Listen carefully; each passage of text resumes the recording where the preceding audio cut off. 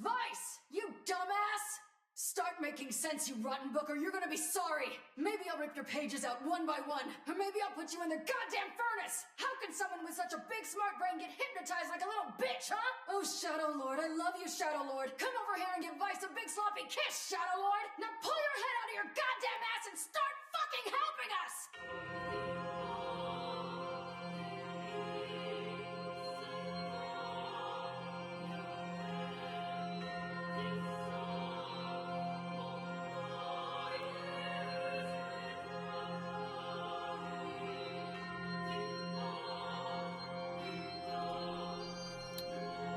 Might have been hanging on the main title screen. Might have let the first one play. And I knew that this one was going to be here afterwards.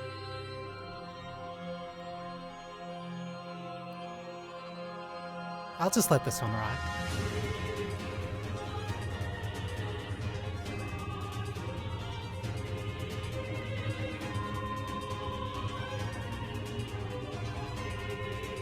I am incredibly glad that they did both, while also just recreating the original in this.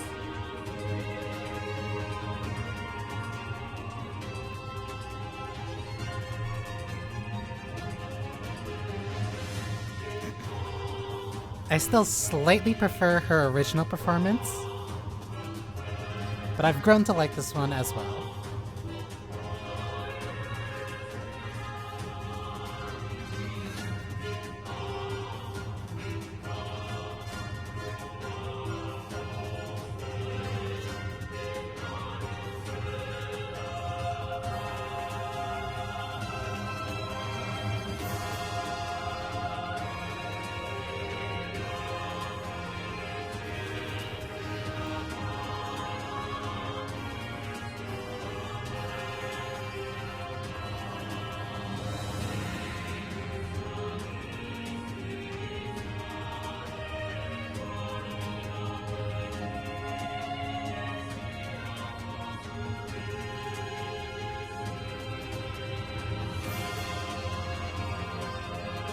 It is a great way to flex that they were basically able to remake it, like, shot for shot, too.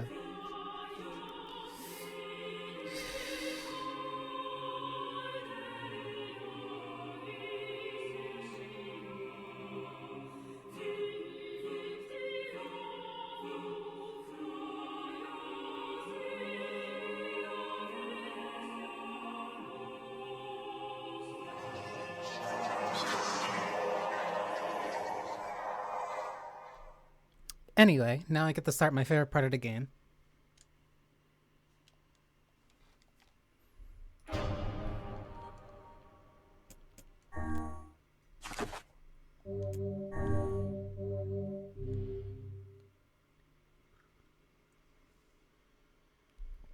This coffee is like the only thing keeping me awake. Beast Lord.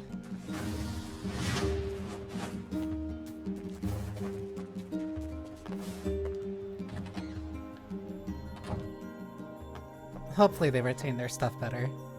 Or at least they were able to get it from Kavya, hopefully. I'm ready to make that stew anytime.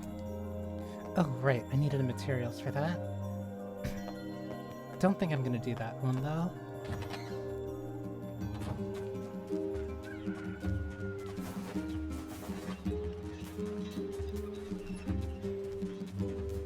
Because I'll be a little bit too distracted.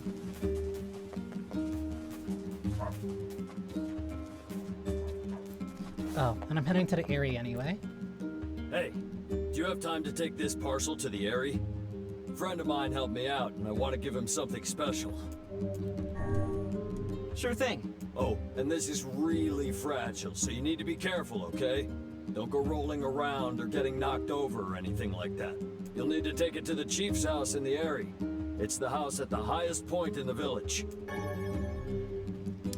So a very funny thing that ends up happening because of this quest.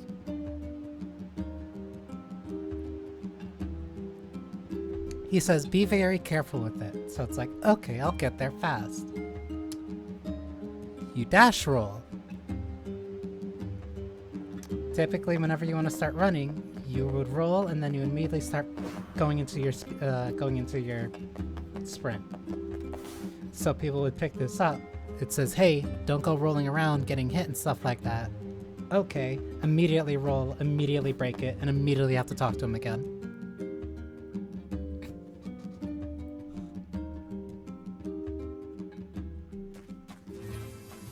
This is also why picking up the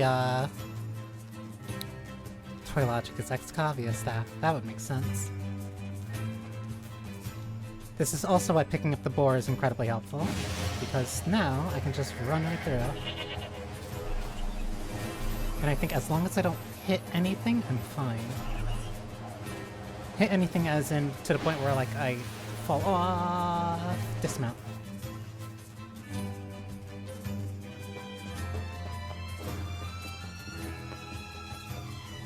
That means if they do have that old Kavia staff, that means that Dragon Guard 3 is not off the table.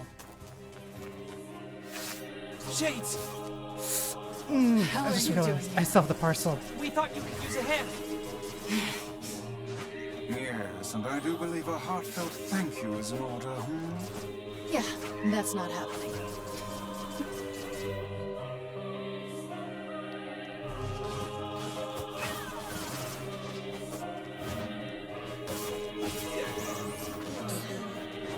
I'm trying so hard to also...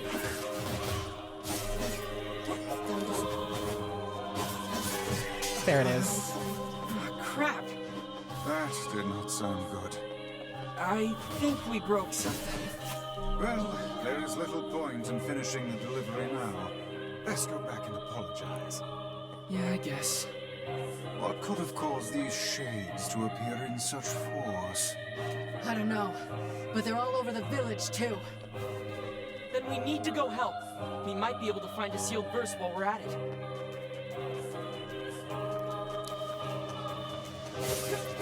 Them introducing these enemies and that quest, typically... like, right before a point where people would go back for it for a story reason is... cruel but funny.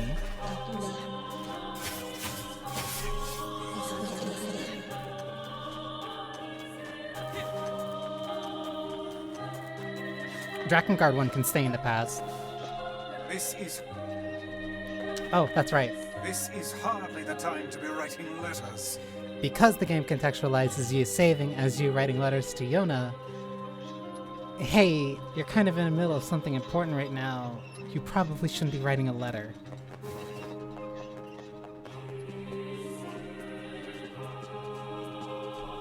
I have to remember, Dark Hand, Dark Lance, Dark Blast.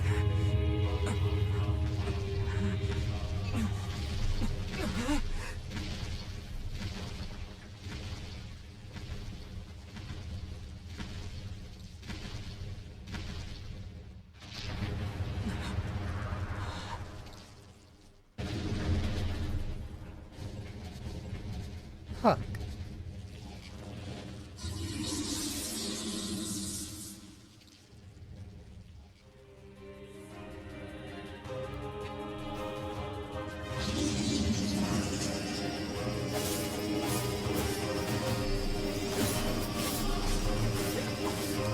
Keep your guard raised. As if there were any other choice.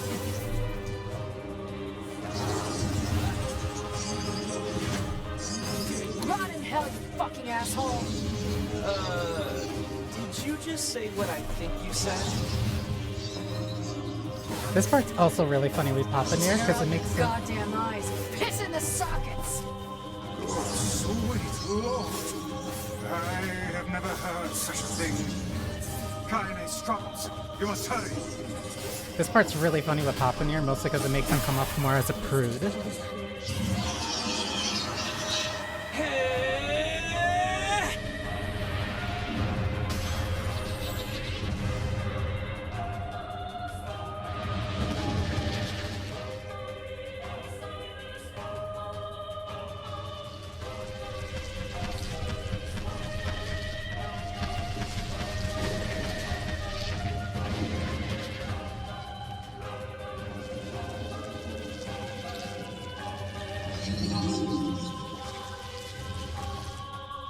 I'll take care of the big one. You worry about the rest.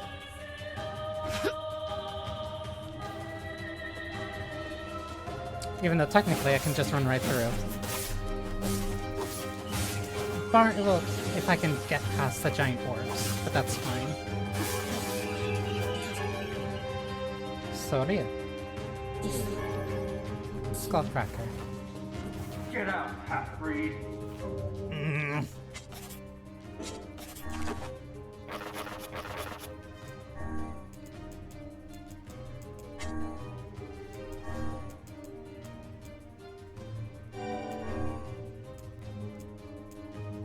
Poison effect.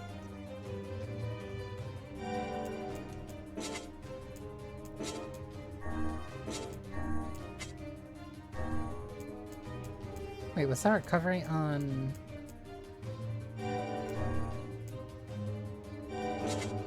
Okay. You brought these shades here. We don't want you. Just leave us in peace. Not the friendliest town in the world, is it? No. You disgust me. You disgust us all. Don't you dare call yourself human. Get out! Get out of our village! What is wrong with you people? She's trying to help you. Don't defend me!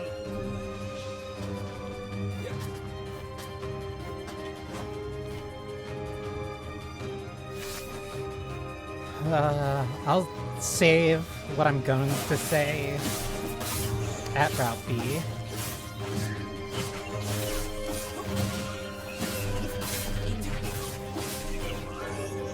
Mostly because mostly because that's gonna be like a better point to talk about it. That'll also hopefully give me a little bit more time to formulate my thoughts about it. Why are these people saying such horrible things about you? Whatever. It's all true anyway. What is that thing it's holding? It appears to be spewing them from within. Well, whatever it is, we need to take it out first.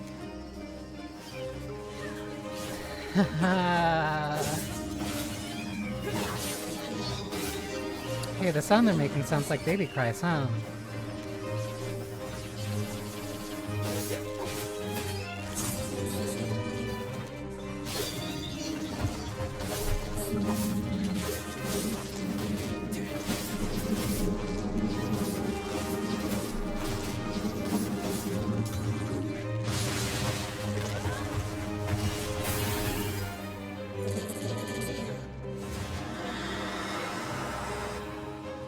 I do really like that whenever one of these cutscenes activates, like that summoning of the blood does fully regain your MP, so it does feel like you're actually using a bigger version of your spells.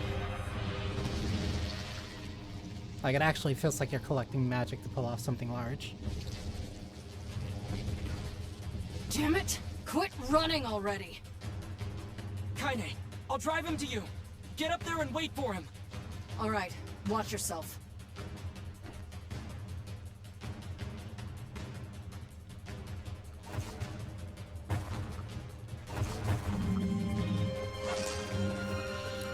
TV segment.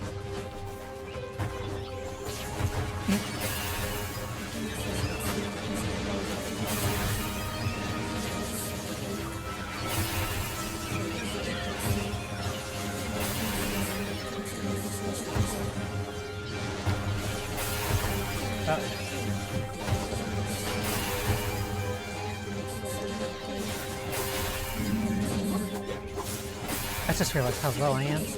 Don't let it get away. I won't. Soon Kaine and I will have it surrounded. I have to really pay attention to my health though.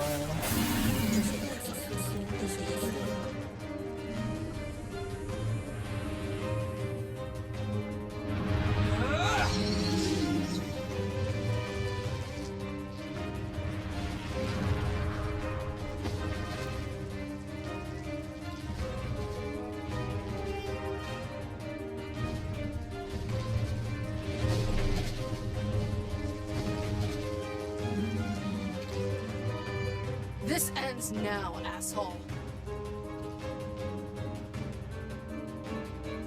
Gotta get up to her. We should join her. Right. Uh-oh. Considering how many metal glarbs I'm getting, I should probably use some.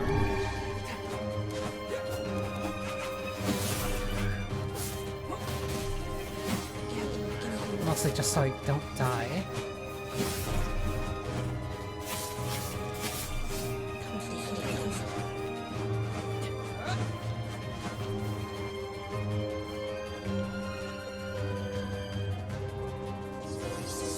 It can escape us no longer.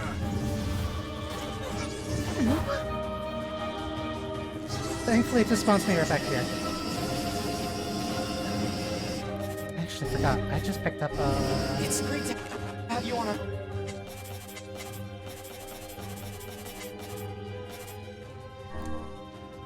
side, kinda. Oh my god, shut up.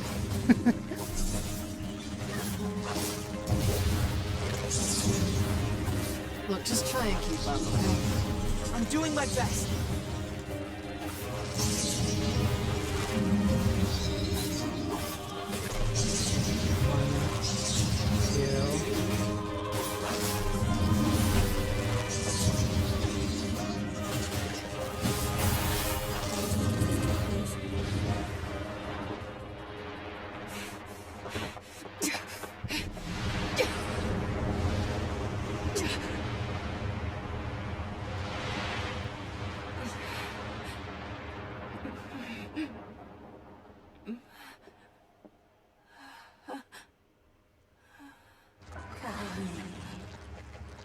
It's me, Grandma. Oh, how you've grown. Kaine, what's wrong? Oh, it gladdens my heart to finally see you again. Grandma? Come, Kaine. Come to your grandma's side. You've been lonely for so long. So much pain, so much despair. Why go on living anymore? Kaine? Is that it? Are you finished yet? Don't speak to your grandma like... You're going to stop talking now. And then I'm going to slowly walk over to you, cram my hand inside your goddamn bitch-ass chest, and pull out your fucking heart!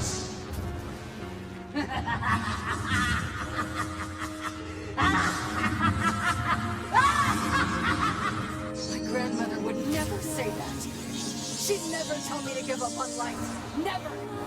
I spent my entire life searching for a way to avenge her death. She gave me the strength to deal with this goddamn mutant body.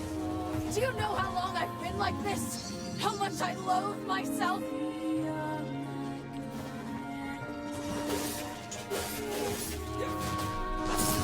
That moment only gets better every time I play this game.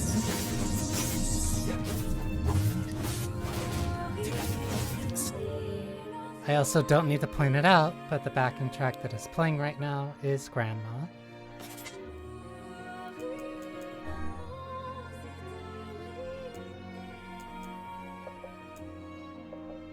You know what?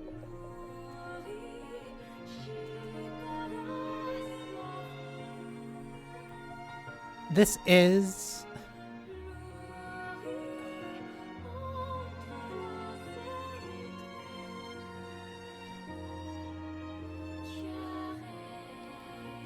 I love this rendition so much too.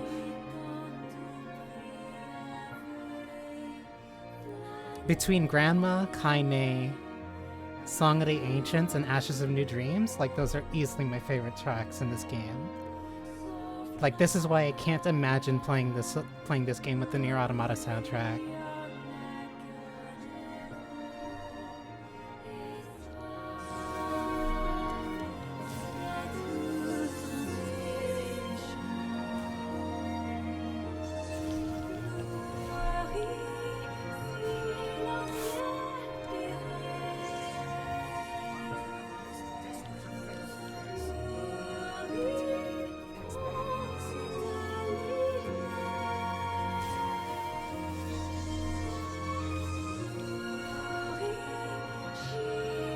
Keep getting knocked off.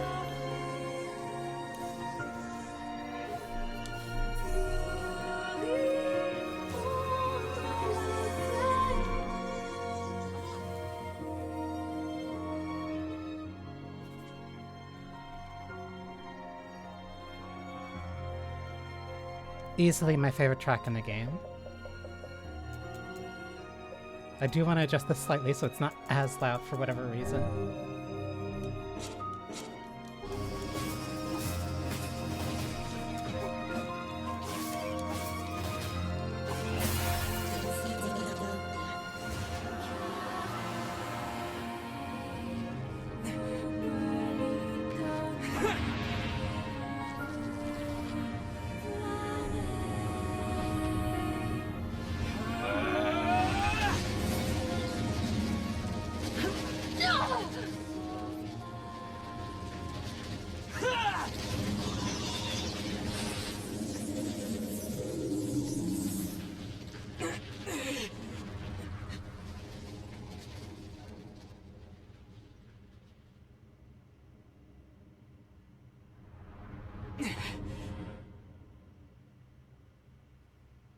I love that double-fisted attack. Kaine! I think she intends to perish where she lies. And in truth, perhaps death is the greatest comfort we can offer her. That's not your decision. You don't get to decide who lives and who dies. She's alive. She has meaning and worth, and we're going to save her. Everyone has something to live for. Even Kaine. Even Yona. Perhaps you should save your pretty words for her instead of wasting them on me.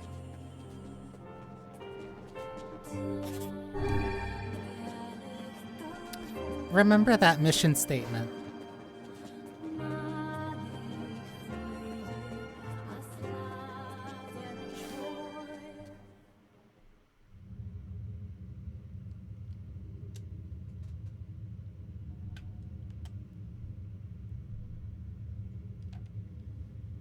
Grandma, can I rest now? I'm so tired.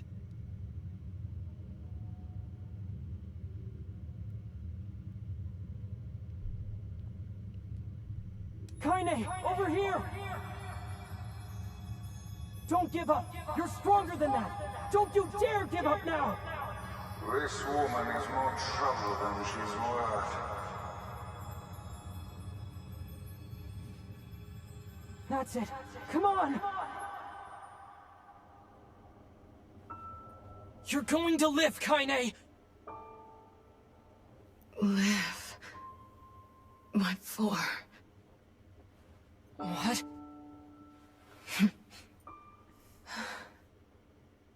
I had my revenge. And now it's over. Oh, now, see here. This is rich. Vice? We helped you in some mad quest for vengeance, and now you think to bid us adieu? How can a fighter so skilled be cursed with such a thick head? A true warrior would fight. They would give all in the service of their friends. Friends? That's right. He's right. Kaine, we're friends now. See here, that was hardly the point. Okay, then what is the point? Kaine, we need your help. Will you fight with us? Fool, you cannot simply ask her outright. There is a proper order to these matters.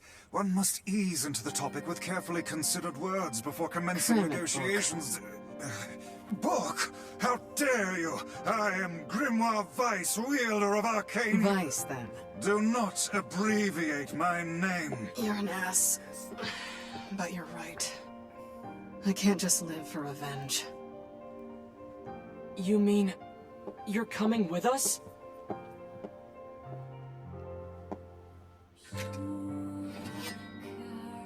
These swords of mine need a true home.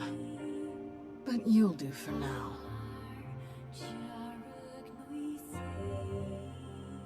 Dark Phantasm. So, Black Scroll got your sister, huh? Yeah. And we need the sealed verses to cure her. Gotcha.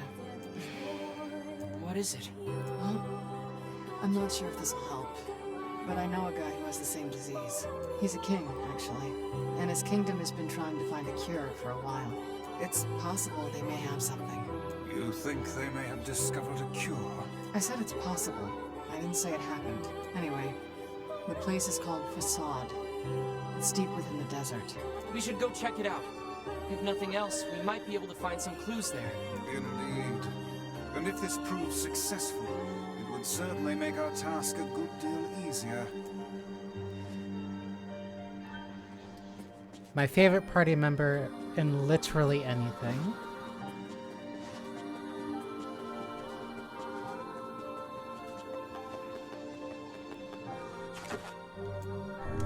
Very, very few words can surmise how I feel about Kaine.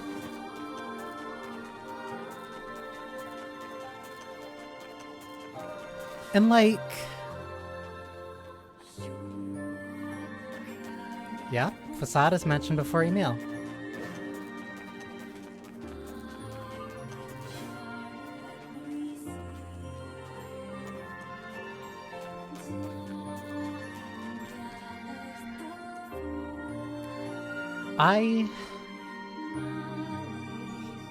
That scene... How does one reach the desert? We need to head back to the village, then leave by the east gate. I imagine a tome such as myself will find an arid desert climate quite delightful. The tone with that scene is very different with Papa Nier because he keeps the friends, you're right, we're friends now line, instead of that being changed in any way. So it comes off as maybe a little neurodivergent.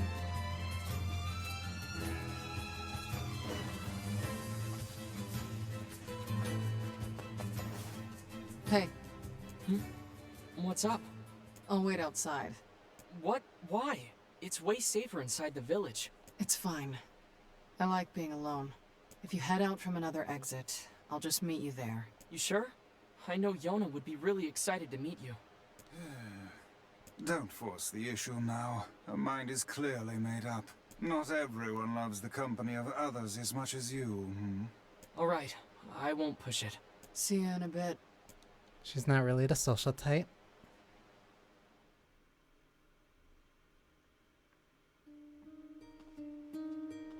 It genuinely is super charming. Like,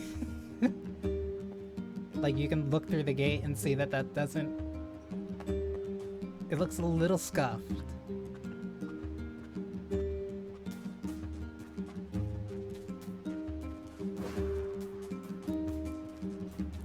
Yes, I went 30 out. I played nearly, like, day after day when it first came out, so I'm a little bit used to the newer script. I can't recall all of the old script as much, but there are certain lines that I know, like, there are certain lines that I can recognize being changed. And that's mainly based off of how much I love the other lines.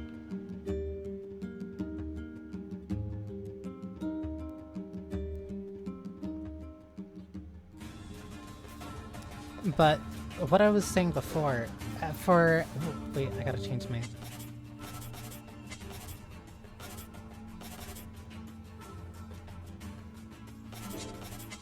I like Dark Phantasm.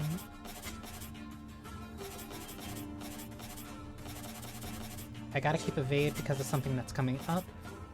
I'm gonna keep Dark Lance. Yes, that was one of the lines that was changed in the old version.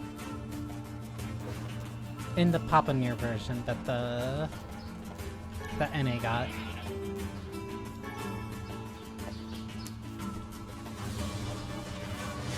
I need to remember. Lance. Phantasm. Like, I was thinking it over recently, where I couldn't I was trying to compare... I was trying to rank the, I guess, quote-unquote, 3 Taro characters. Yeah, the PS3 and 360 versions were called Nier Replicant and Nier Gestalt. The PS3 version being the one with younger Nier, with Brother Nier, because I believe the PS3 had a bigger install base in Japan, and then the 360 version was specifically the one that had Papa Nier. However, when it became localized or sent out to the rest of the countries, predominantly in the West, that's when the Papa Nier version became like the default version. And that's also when it dropped the Gestalt and Replicant title names. So technically speaking, the version that I have on my PS3 for NA is technically, I believe that one is Nier Gestalt, whereas the one with Brother Nier is called Nier Replicant. However, it is just titled Nier, drop minus the Replicant or Gestalt part, which also makes this re-release funny because all the re-release versions were the younger Nier, which is why it's also called Nier Replicant. Which also fits in very well with the theming and stuff that goes on. But the way that I was thinking of, I was trying to like essentially list like Kaine A2 and Zero from Nier, Automata, and Drakengard 3, like respectively, and I ended up coming to the conclusion that I can't rank Zero fairly because of her being the protagonist. And as much as I like A2 is also kind of...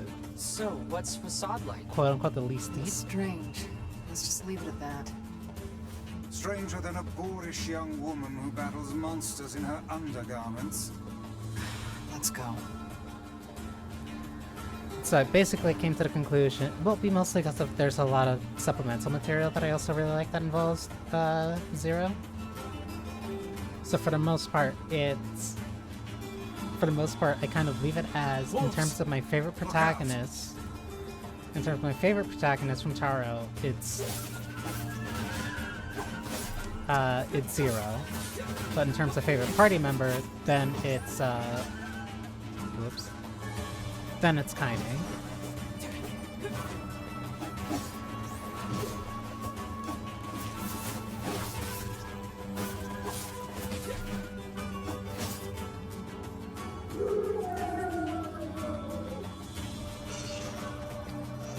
Look at that Shadow Hidalgo. Wait, they're leaving. That one appears to be the pack leader.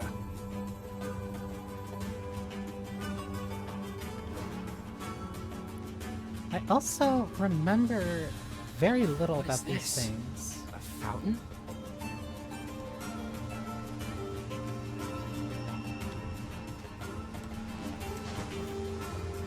I know that you get to, like, unlock them and use them eventually, but I still don't fully remember what they do.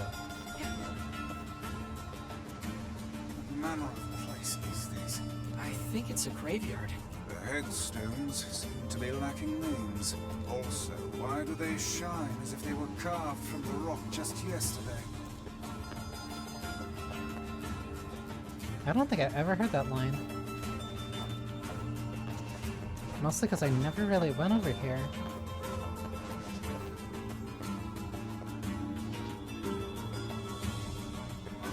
But also, some of the architecture here is very similar to some of the pieces that you can find in the desert in Nier Automata. I wonder why.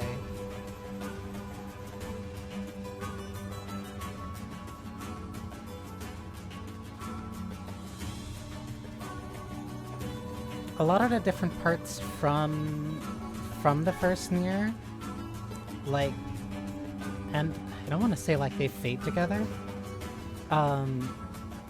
because I remember Facade being one of the last things that you do. I remember Facade being one of the last things that you do before the start of the second act. Automata I remember more specifically from its set pieces. The second act of Replicant and Gestalt I remember a lot more, but that's because you played through it 4 different times. The gate is sealed tight.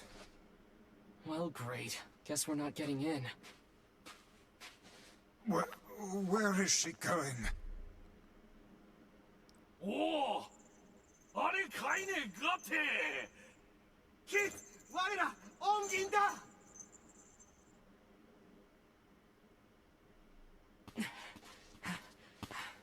You know these guys, Kaine? Not exactly.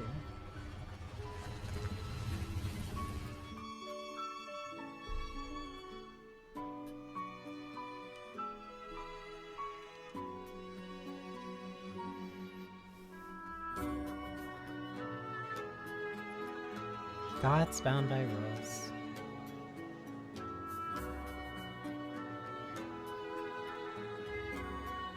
For as relative little A while time. back, I saved a local kid from a pack of wolves. Ever since, this town's welcomed me with open arms. Gotta be a pretty screwed up place if they let me in, huh? Anyway, I don't understand a word they say, so don't get too excited.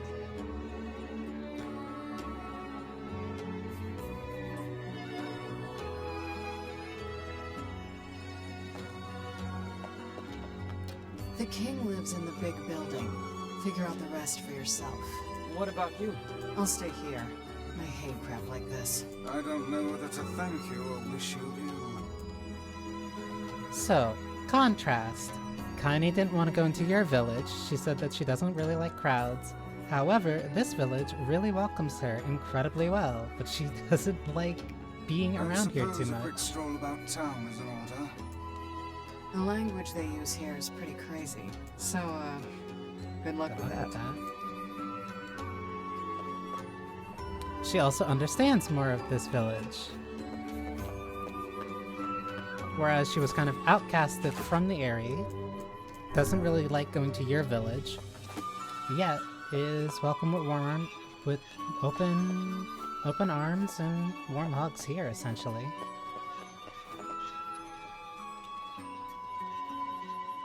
And it's also her saying that she also saved somebody from a pack of wolves, meaning that she's not just some weird loner type. She I'd is wager kind. that huge structure is the king's manor. How do we even get there? With willpower and smarts, my lad. Emil does navigate here. Well, when you get him. I also... Like, I used to really... Facade is also one of those places I believe I just need to go down there and talk to that guy. Or I head there first and then they give me the tour. But the more that I ended up, like, getting used to this place, the more Facade really sticks out and becomes this super interesting and very, like... I don't want to say nostalgic, but it's a very distinct location. Like, the whole bound by rules aspect of it, the layering of the different, just the layering of the entire city, the way that you get around, like, it's very... It's very foreign. And I'm not saying that as in, like, oh, it's really different or it's, like, inspired from a different culture. Like... It's very clearly purposely designed to throw you off. Because you're like, oh, you walk out and then the first thing you see is the King's Palace over there. So it's like, okay, why can't I just walk directly across through there? It's like, well, you either go around through one of the sides. And it's like, okay, if I take this stair up here, then I take the stair here. Wait, why can't I go this way? But then I can go this way, then I go through here, then I run through the middle, but then there's nothing for me to do here in the middle. And I can't jump across there, and then there's so much sand all around, so I guess I go back up through this other side. And it's like, okay, it's up there. So, go here, here, further down, can't get through here, because that's a passageway. So I guess I have to go up. Like, it forces you... Like, in a sense, it's as part of the same reason why I really like the town from Pathologic 2. Well, technically just Pathologic, but Pathologic 2, where I would call it hostile architecture, where it kind of forces you to learn how to navigate it. It's also really helped by the fact that you don't get a map for walking into every place, so you actually have to learn a little bit about the area so that you can navigate it. It's almost like you're learning a little bit about this new culture, starting from the complete outset. No entry, it would seem. And after we finally made it all this way... Oh, this is pointless. Let us go back. Like, finding the way across and then also getting the, hey, return back to the entrance. It's like, oh, congratulations, you accomplished the puzzle. Like, it sends you back to the entrance like you just accomplished a dungeon.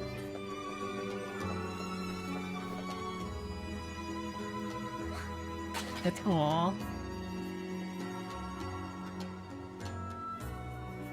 I'm pretty sure they have their own rules, and I'm pretty sure that they have their own version of OSHA.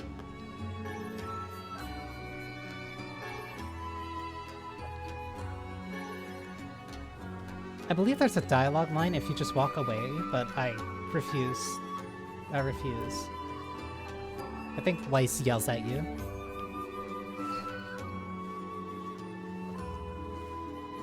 Oh, look. This one lacks the power of speech. Perhaps she can communicate through gesture. Let me see.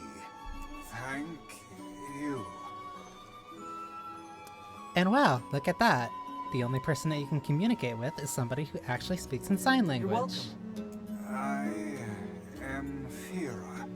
Do you need help? Yes, we came here to talk to your king, but it turns out we can't actually talk to anyone. I can... Don't know how she understands what we're saying, but I do like the fact that Weiss is interpreting her so that we can understand her. guide you? Oh, she will act as our guide. How fortuitous. But first, I must explain this town. We really just need to see the king. No, there are Our rules to follow. Follow me. Well, there you have it.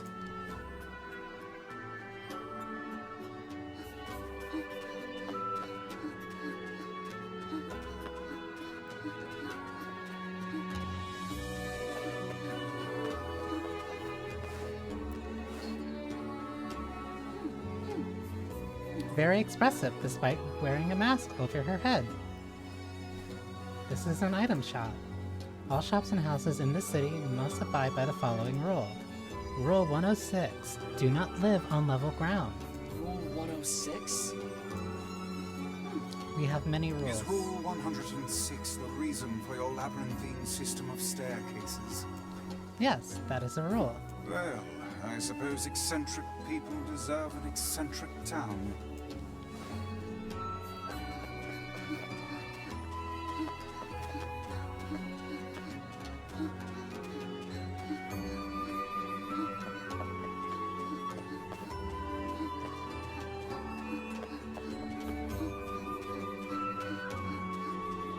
Like, there must have been so much attention to detail when it came to even just making this place. This is the Sans gift dock. Rule 115,017. You must view the town by ship before purchasing any items. Oh, come now. What could possibly be the point of such an absurd rule? It's so that you're used to the area. I don't know. It's a rule that was in place when I first came here, not a new one. Hold on. Your people are still making rules? Yes, I heard that we passed Rule 124,046 earlier this month. Of all the idiocy, I could never live in this city.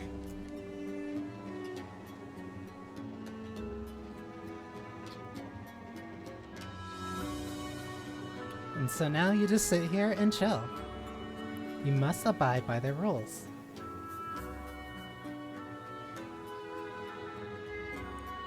And now you get a nice little tour of the place.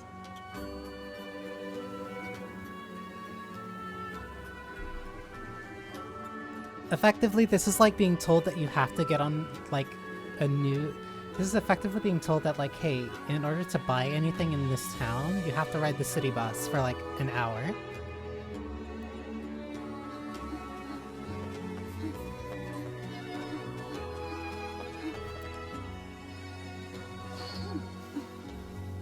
This is a grocery. Rule 11,034. You must live at a level appropriate to your position. It is perfectly okay to flex as long as you have so the perfect aristocracy intentions. lives in the top levels, while the flex. commoners subsist below. Yes. Seems like a rather unpleasant rule for those on the bottom. Does this girl plan to drag us about the entire town in this fashion? She's just following the rules, Vice. Do you want to skip Ray's tour? No.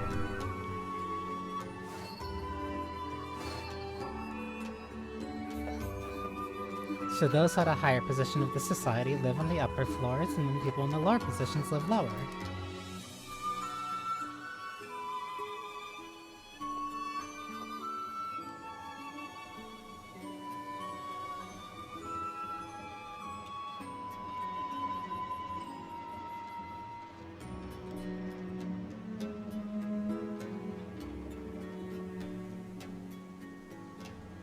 Another shop that is also not on level ground.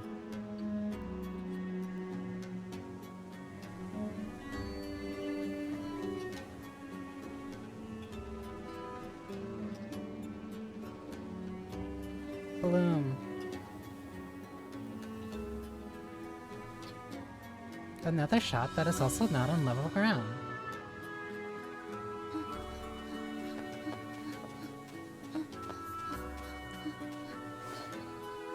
Also with a couple signs. Caution, poison gas, a stop.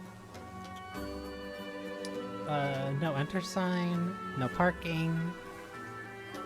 And a few surfboards. Also a traffic light and a sewer grate. A sewer cover. This is the Strange Things store. A Strange Things store? Yes, a store that sells strange things. Such I don't know. The things are so strange, no one is sure what they do. Yeah, that is pretty strange.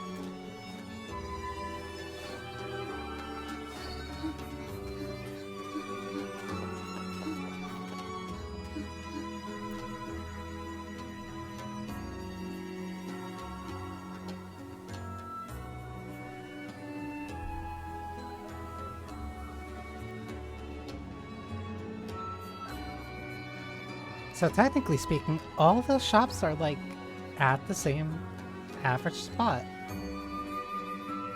One's there, one's there. One is over there in the corner with the wolf pelts, and the other one is like coming up around the corner. All of them about on level with each other, but never on level where other people live. It's always in some type of awkward spot in between.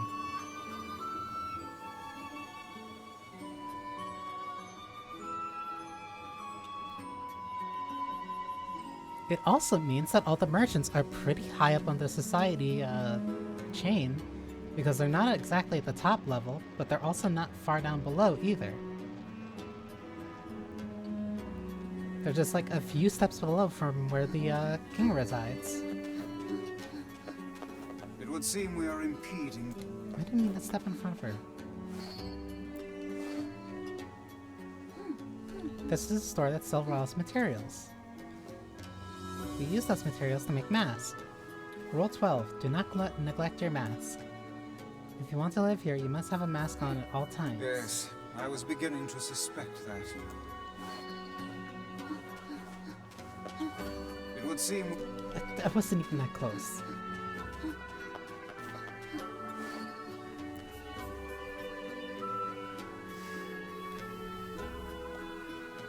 Not exactly a lot of shade in the desert.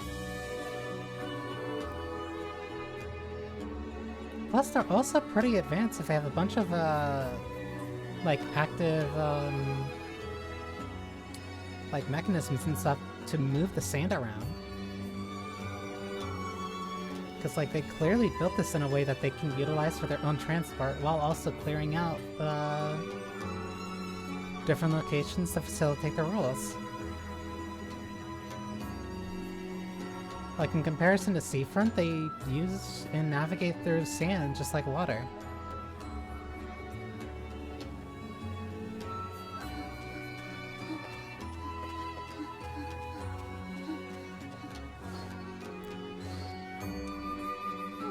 This is a weapons shop. This concludes your tour of the city. Thank you for your patience, and we'll guide you to the King's Manor. Thanks. These rules are enough to make a sensible man reach for the noose. I don't know how you survive in a place with so many inconvenient prescripts. It's not so bad. Although I used to ask the same question, and then someone told me, rules do not exist to bind you. They exist so you may know your freedoms.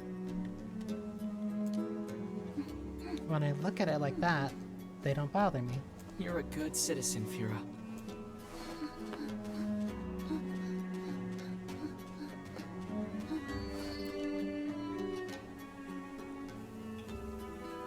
I really, really like that saying. Like, it's a really interesting twist on how a lot of people usually interpret rules. Especially in, like, very strict places. Whereas they're typically used as kind of like a bludgeon. Rules typically get used as like hammers or like a bludgeon of like preventing people to do things.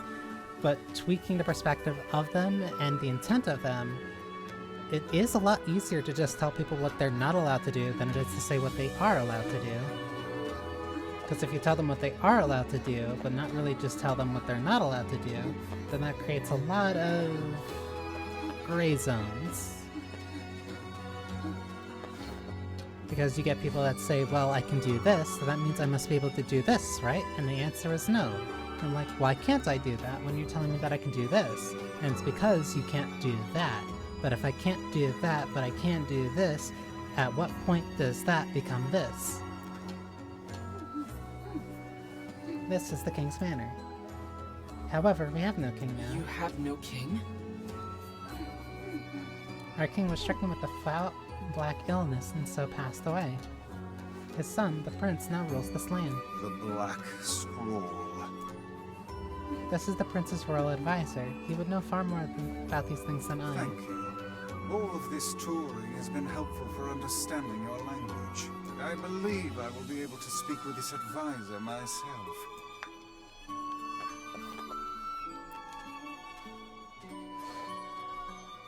We need to talk to the prince. ザ・カイラム、多大財頭とお会いでしたいでく。 And now Weiss is interpreting for us. I'm afraid the prince is not taking outside visitors at the present. 改てしてたすおいく。 I would appreciate it if you could come back another day. My patience for this kind of thing has long ago evaporated. I'm sorry. It's not your fault, Fira. Let's go back to Kaine for now.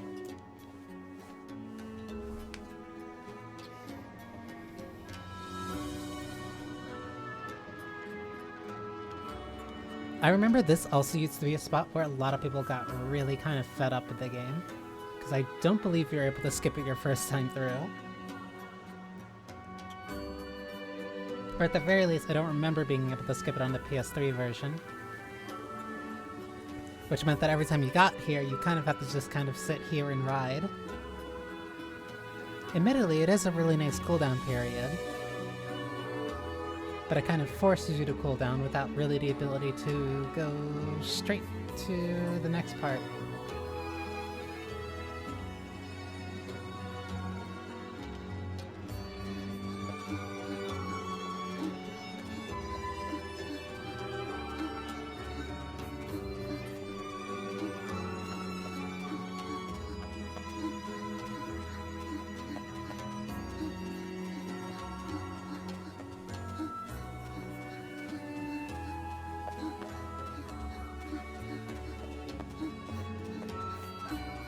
It would seem... I'm not doing anything.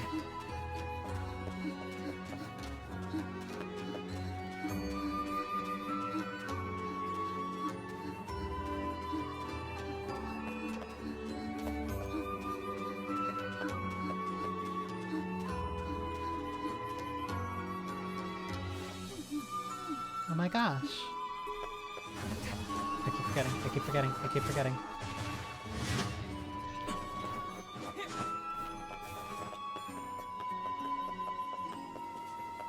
So now that I spoke to them all, アルテルは尽きたぞい。 as per Rule 6909, I will hereby engage in the trading of weapons. Would you like to buy something? Earthworm's Claw. Very heavy, very expensive.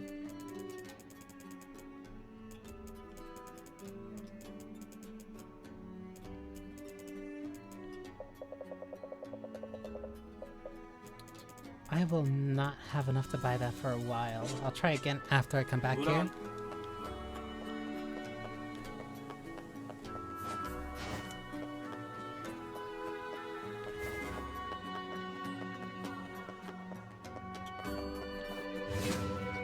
Slow down, I can barely. The person who saved me. Surely you don't mean Kaine. Kaine helps you. This foul-mouthed hussy? Piss off, book. You guys done or what?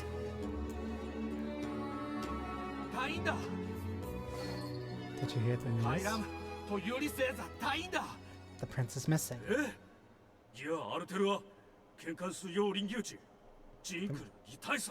They were in violation of Rule 83,348. What's going on?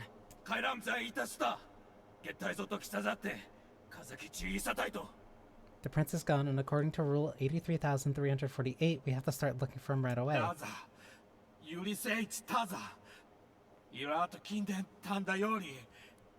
No, you don't get it. The prince went missing in the Baron Temple. But Rule 50,527 states that only nobility may be able to enter the temple. That means we can't go look for him. But what about Rule 83,348?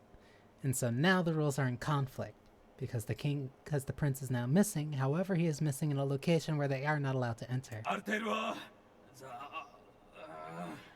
What about Rule 50,527? Why'd they make a bunch of rules that contradict each other? This is their way and their system of laws. As outsiders, we have no say in the matter. Now come, we should be off.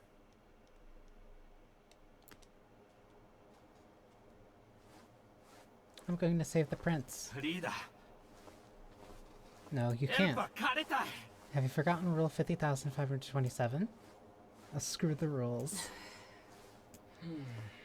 That rule only forbids your people from entering the temple, right? Huh? So why not ask an outsider to save your prince? Oh, and what luck! We just happen to have an outsider who can't stop meddling in the affairs of others right here. But the only ones who can enter the temple are... I'm going to. Fira told me about Rule 1024. You know that one, right? Rule 1024. You must honor the request of any outsider owed a debt. And she knows well about the culture, as well as certain rules. That's how it goes, right, Fira? Why did I ever agree to travel with such a pack of do-gooders? Let's move.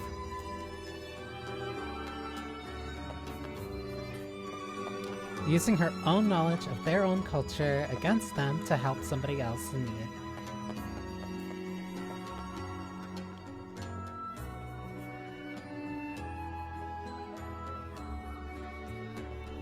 Let's move.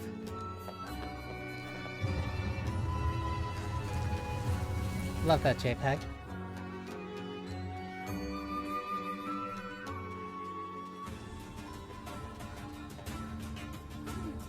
Let me show you the way. You'll need my guidance to get through the sandstorm.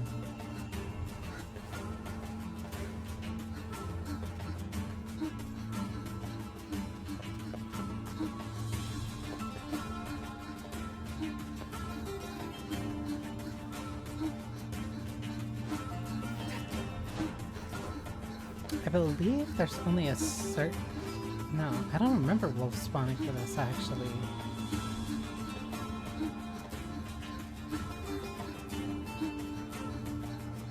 I also gotta make sure that I don't walk in front of her.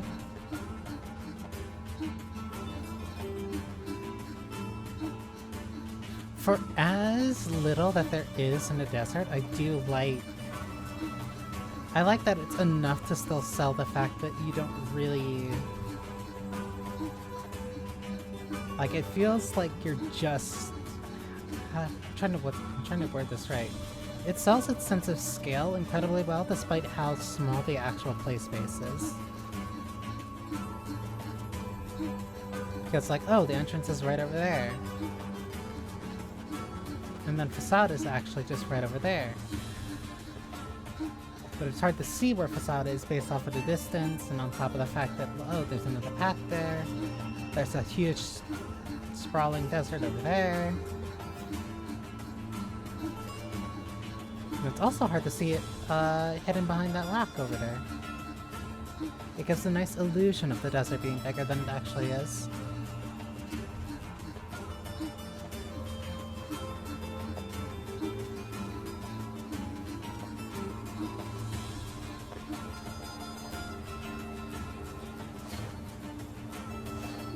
I will guide you through the desert. Please stay close to me.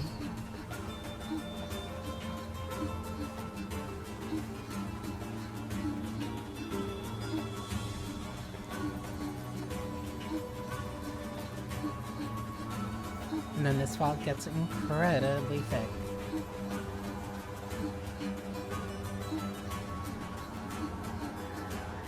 Kaine's right behind us.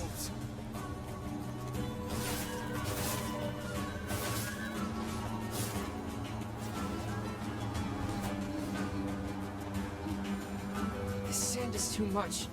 I can barely open my eyes. The moment I open my mouth, the sand rushes inside. Do you even have a mouth? How does Vera deal with this? Perhaps there is some manner of filter inside that mask of hers. Keep a keen eye on your surroundings.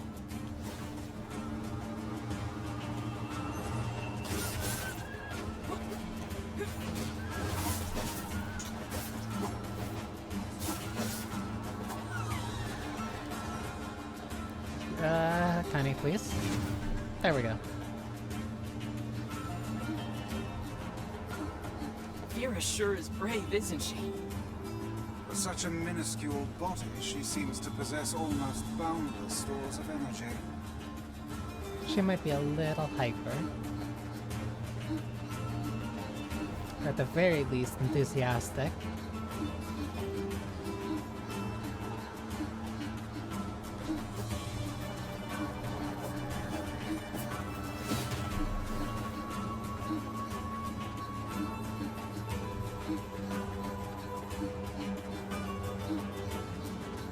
If I remember correctly, I think there's only one more place to go after this.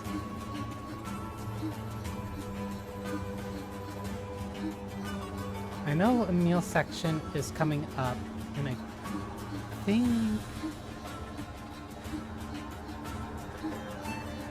think there might be one more section after it. Wolves! And I think that one's Sleeping Beauty.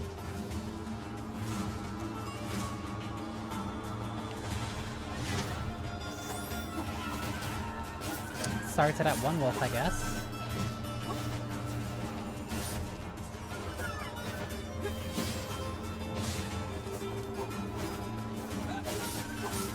Stay close to the girl now.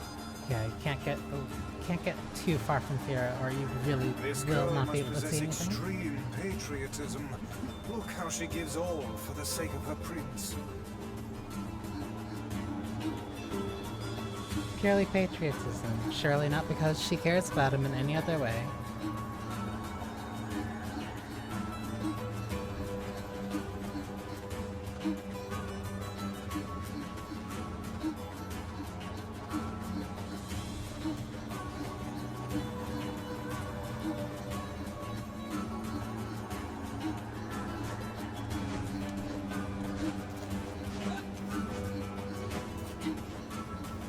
And then there's the temple. The Baron Temple is just ahead. Oh, and one more thing.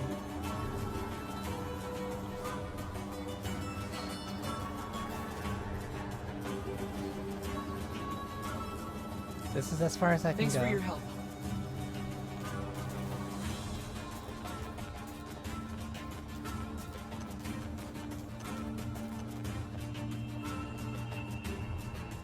I also think I'm slightly incorrect. I believe Facade's title, I believe the song for Facade's place was City of Rules or something like that. This track is Gods Bound by Rules.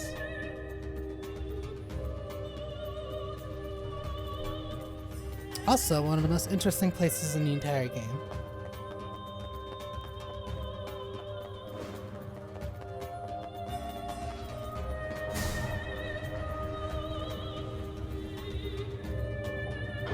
Personally, one of my favorites because of how unique it is, too.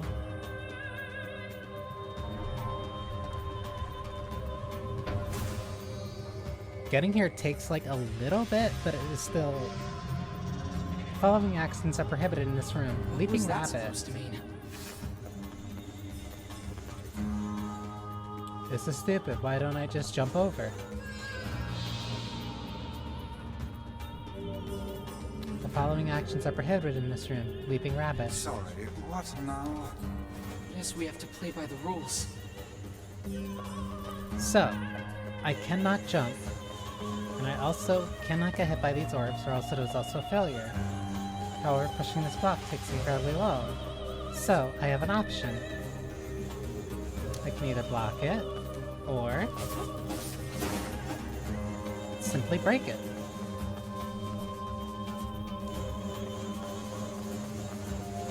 It is simply stating what I cannot do. It does not state every action that I can do.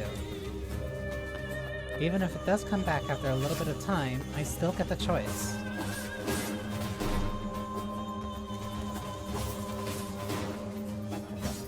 And then that's back.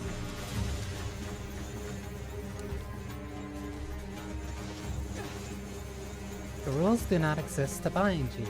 They exist so that you may know what your freedoms are.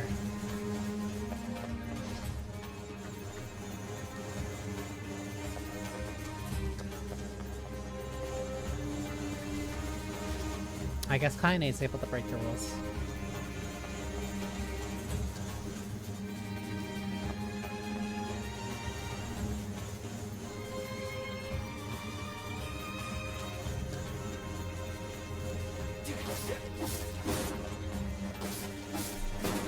Easy. Oh, Master of the Trial, it is time to devote yourself to the next role. What a bother. I wonder what this prince is like. The man is tasked to protect his people, and yet he's made them toil to save you. I think that tells us everything we need to know. What exactly does that tell you? That he is an incompetent fool. What did you say? Did I just hear someone?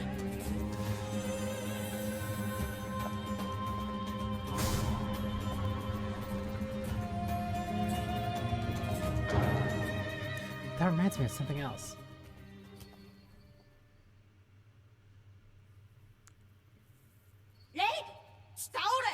How dare you insult me? Bow and beg Where for did you forgiveness. come from, boy?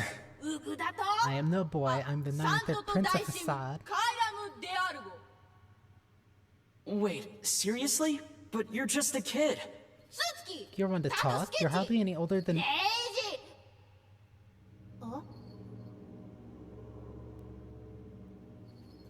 What?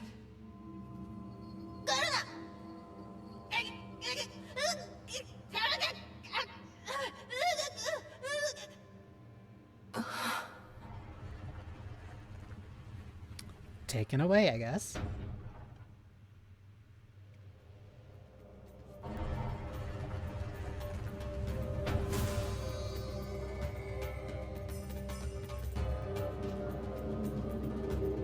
The following actions are prohibited in this room. Leaping rabbit, stationary owl. That was unusual. Come on, we have to help him. Or we could Stationary owl means standing still. Which means I must keep moving.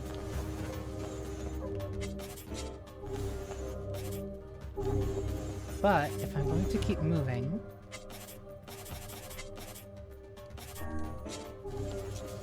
I can slightly move while blocking. And because I can block these I can block these attacks.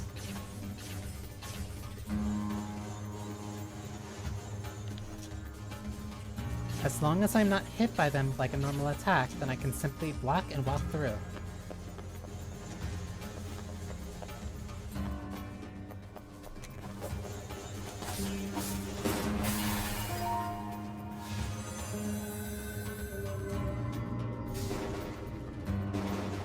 This does the Zelda thing of, like, making the player feel smart incredibly well. And all it has to do is say, hey, you can't do these things. It doesn't mean we're stripping you of everything you can do. You're just limited in what you can do. We do not want you to sit still, and we do not want you to jump. That does not mean you cannot evade, or that you can't block.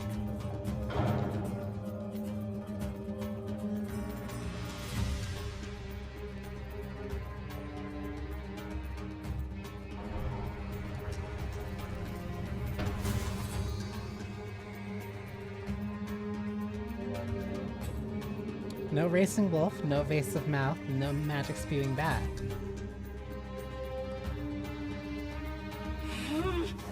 God damn it! This shit's starting to piss me off! Kaine! Sorry, you were using magic. What in the... Oh, are you fucking kidding me? Let me go! Let me... I'm gonna kill you when I get out of here! I assume we'll have to find her as well. Yep. So no magic spewing bat. So what does that mean?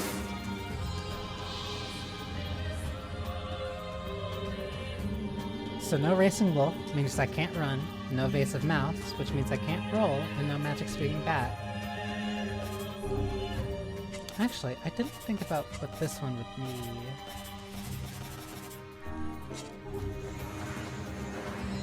Nope, can't do that either.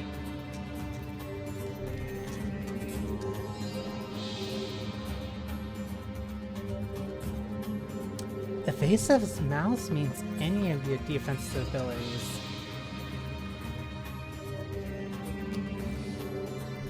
Yeah, this one means that I kind of have to walk.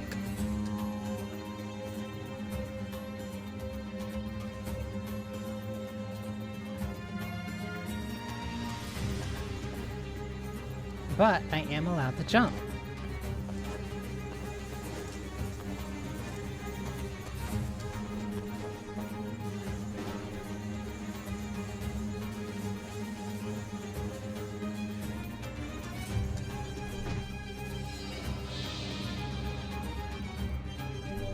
So no racing wolf, no evasive mouse, no magic spewing bat. An easy way to force walk. Uh-oh. As long as I'm not holding it too quickly.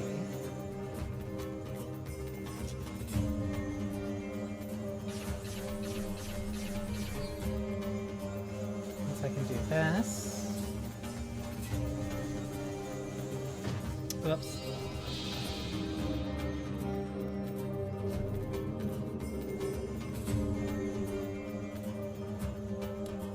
Does mean, however, if I simply walk over,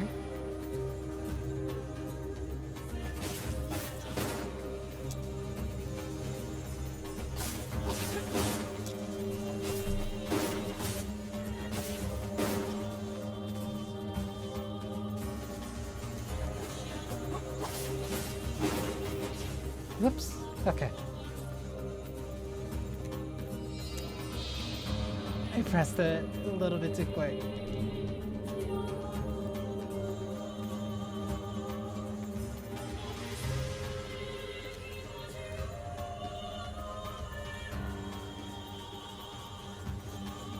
One, two, three.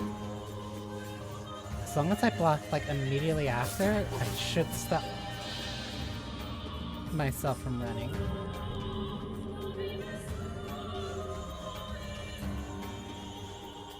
I believe the first way I did this was just making sure that I blocked each one while I was walking through. Because blocking forces you to slow walk. And I think as long as I stand still before I switch targets, I should be fine to guard again.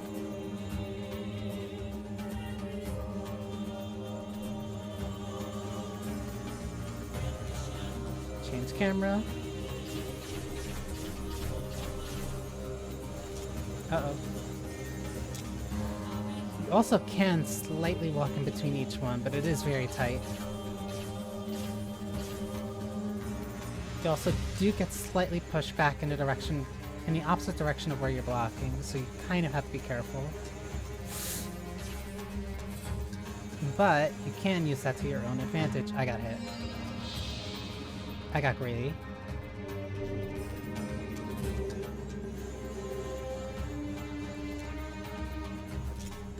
So if I stop, sit here.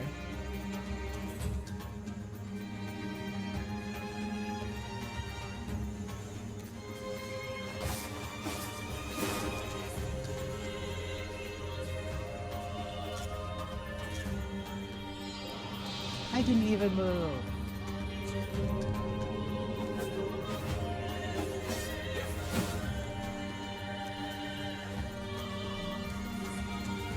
As long as I sit still. Actually, I wonder. Nope.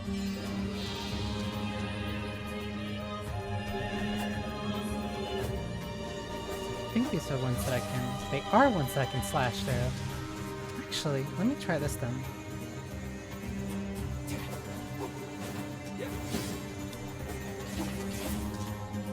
That worked?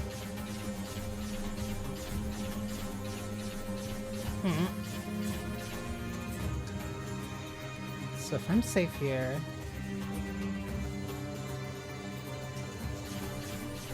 Let me use this to back myself up. Uh-oh. I walked too soon.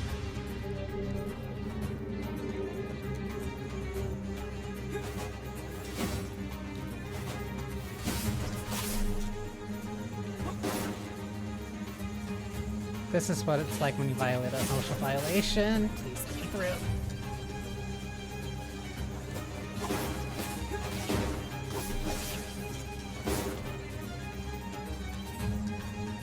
Find a gap, find a gap. I messed up.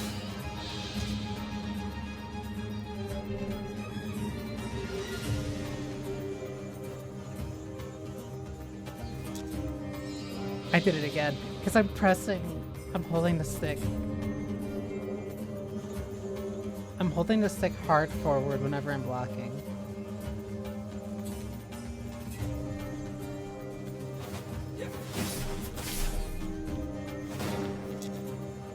Move forward.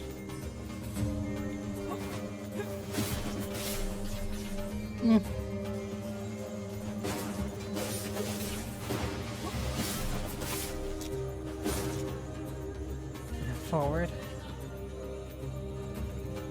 I can't see. Let me finish.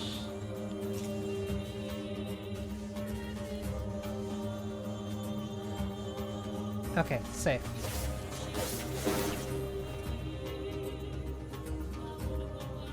Now we wait. Be patient. Let go.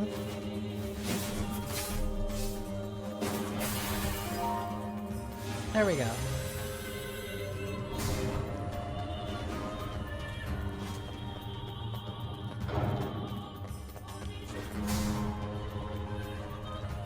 I'm almost upset that they don't have like a hard mode version of these trials. Like, I think this is when the game is, I won't say at its most creative, but it's really high up there in some of my favorite parts. No protective turtle or magic spewing bat. So I can't block. I can't block and I can't use magic. However, it did say I could use evade.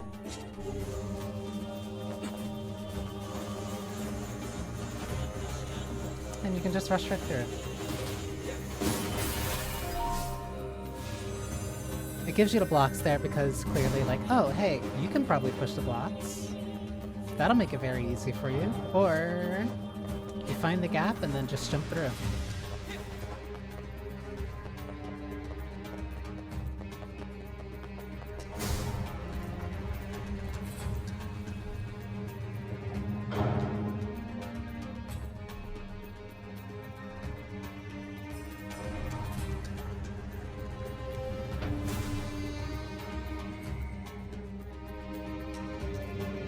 no evasive mouse, or magic speeding bat, which means I can block, and I can jump, and I can run.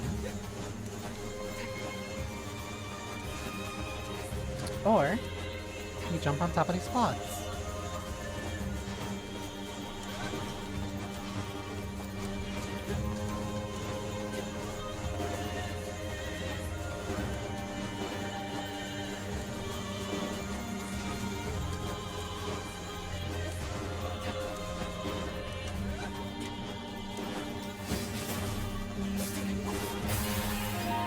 I actually don't think I've jumped across them like that before.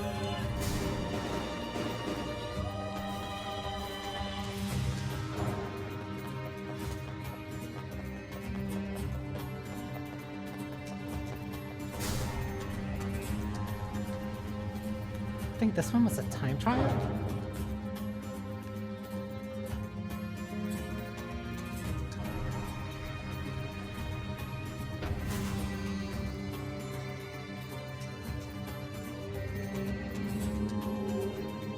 Oh no, blade-wielding tiger. This madcap barrage of rules shows no signs of slowing. Easy, Vice. We need quiet or we're gonna mess this up again. These masked folks suddenly enjoy their bizarre customs. I wonder what drove them to make such complicated rules.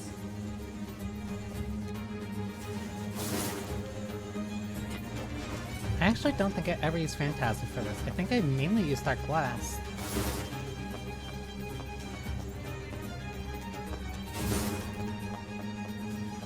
I actually never knew Phantasm could actually hit above you either.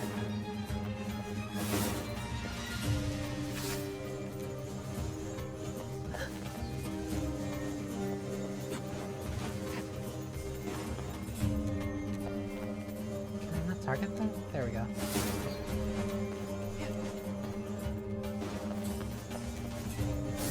I thought Phantasm was limited to the very small area around you.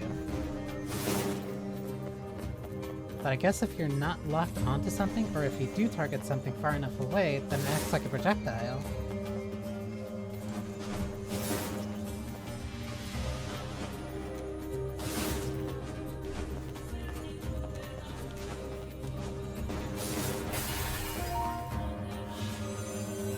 Cool. I always use Dark Blast or Dark Lance for that. I never use Phantasm to do that.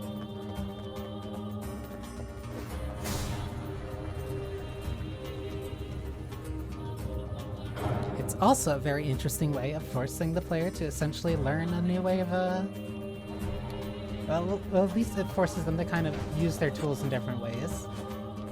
Or at least it forces them to use tools they might have been neglecting up until this point.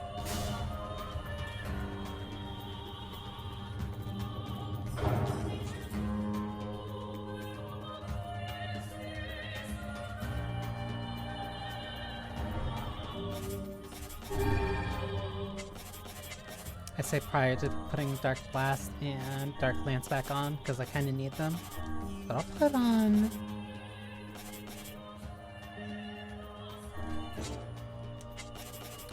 Actually, because of the next boss, I'll put on Dark Gluttony.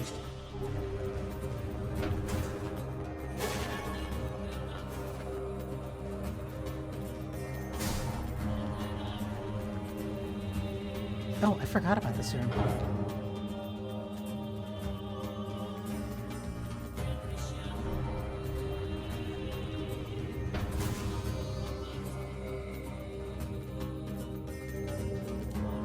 No evasive mouse. So do a combat encounter without evading. Which admittedly did put me in a little bit of a bind my first time playing through, since the evasion was a little bit more of my crutch.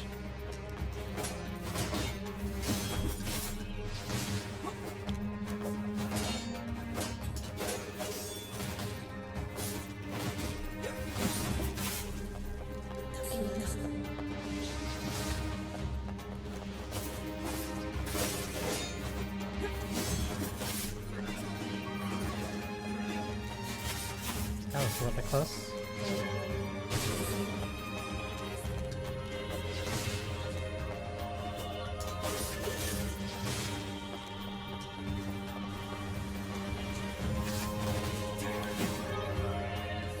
Mahir.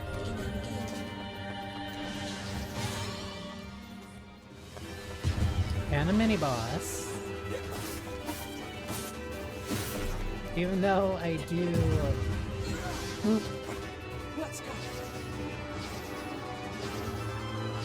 way too much damage to it for it to really be a threat.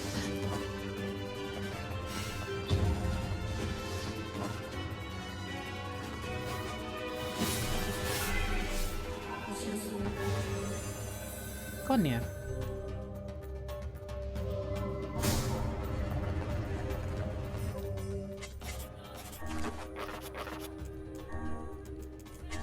Oh, he didn't put anything on Beastbane. Haha.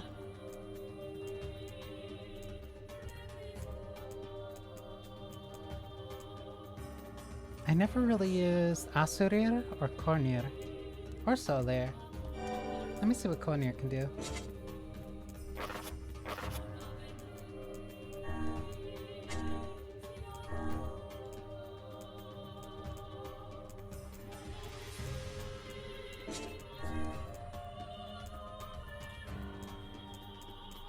Essa?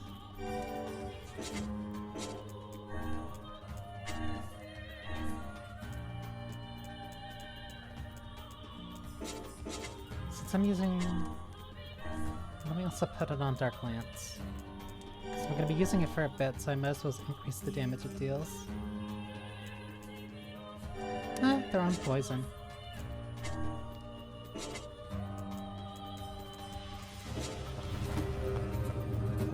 Since I'm not going to be able to, like, spam it super much, might as well get, like, some type of bonus effect off of it. Something that'll at least, like, buy me time in between my next one.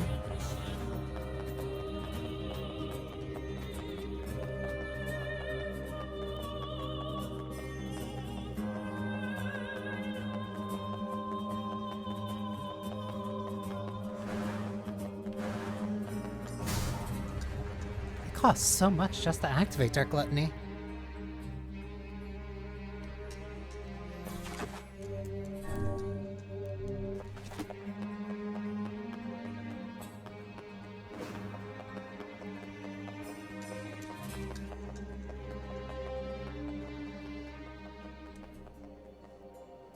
What's this? Well, this doesn't look suspicious at all.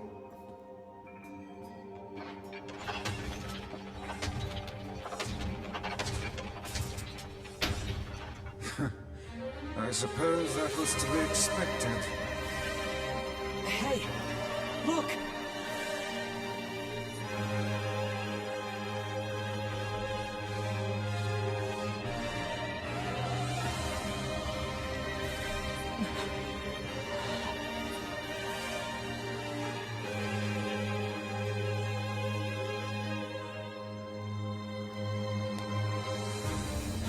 That mewling child is inside.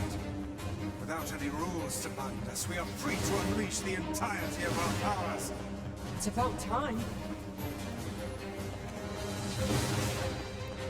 This boss reminds me a lot of the one from Cage too. But specifically... What is this thing?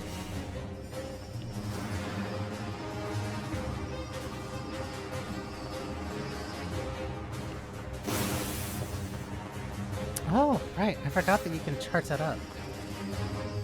I detect magic within the glowing cubes. Specifically, you just target whatever is glowing.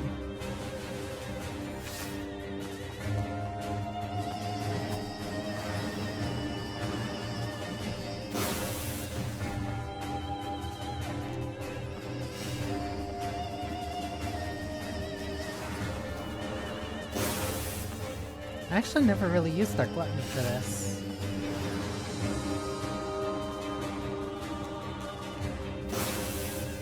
Looks like power is proportional to... Ooh. Looks like power is proportional to how many orbs you're able to suck up.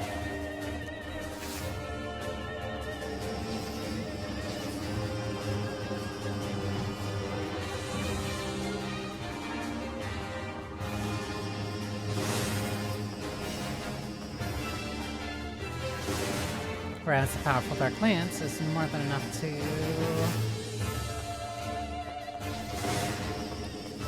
pierce and kill one. People that are off waiting for the next one. There it is.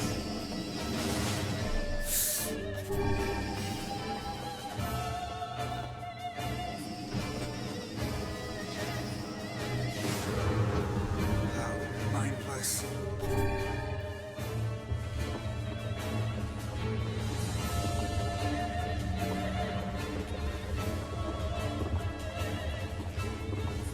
Lockman. The guardian of this temple is a curious sight indeed.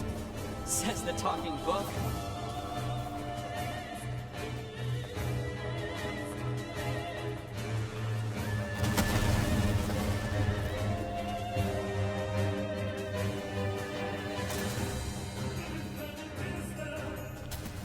Oof.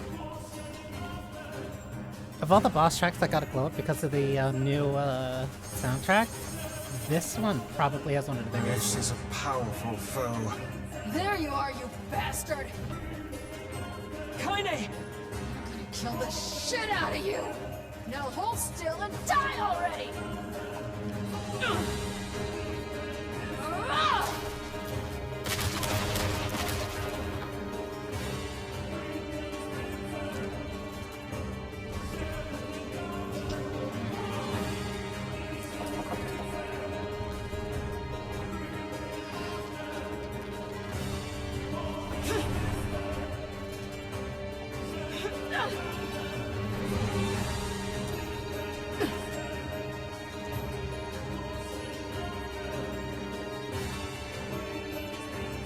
How did you find us?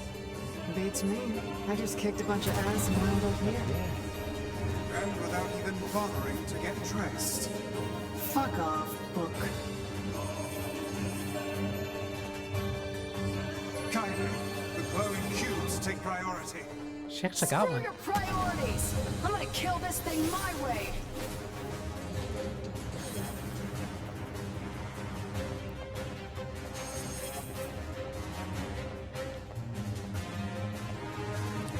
Two. Uh-oh. 1, 2, 3, 4. I do like how this one mechanic turns it into a top-down view.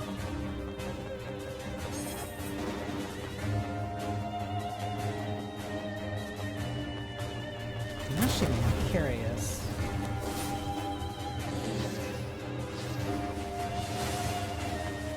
Ah, so the arms still hang. Okay.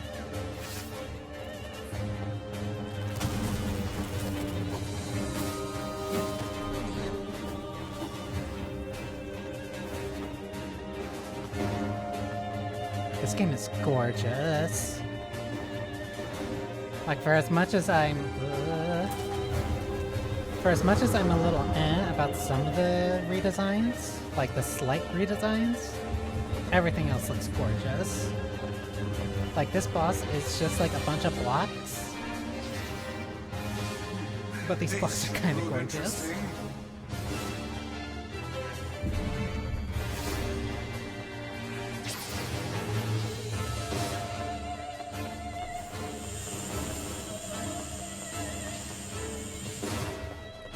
It's two.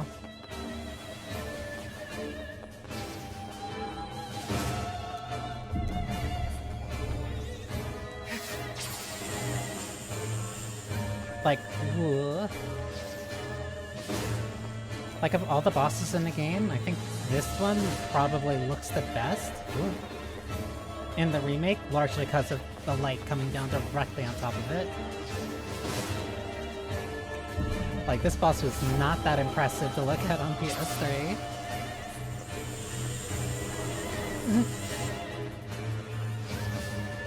I didn't think I had a full charge.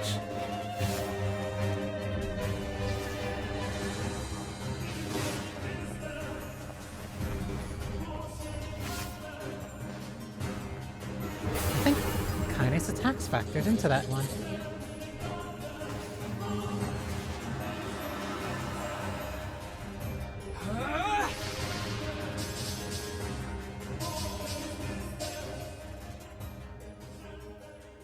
Kavya magic.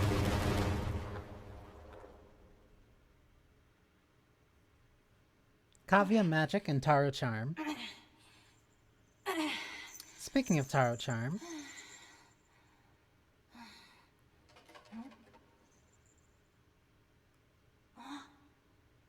I still love this part. It's so stupid.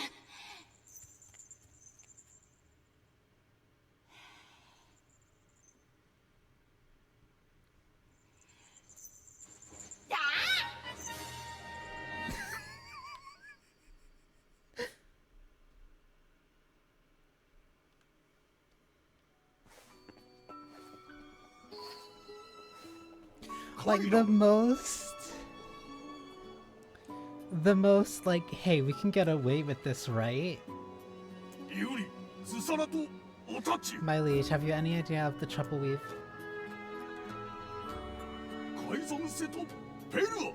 The royal mask. カイザム・デサラというと Our people have suffered since the king's death. シアトとウサトチ・ウレシグ I was too young to bridge the gap between our people and other civilizations. ツグ・コスキサオサラエオシエテキッタ Trade has come to a halt. We lack food and water, and the people despair for it. ペルアカイザンアサ This mask is an emblem of the king.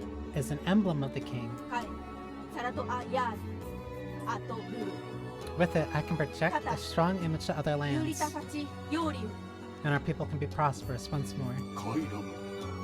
My prince. オステキルタチエクギリスアガイ Rules do not exist to bind you. They exist so you may know your freedoms. ウカヤリカイザムアッチエテスレタダ Those are the words of the previous king, my father.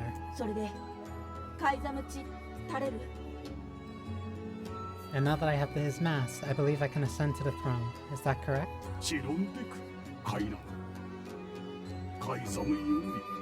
Of course. Hail. All hail the new king.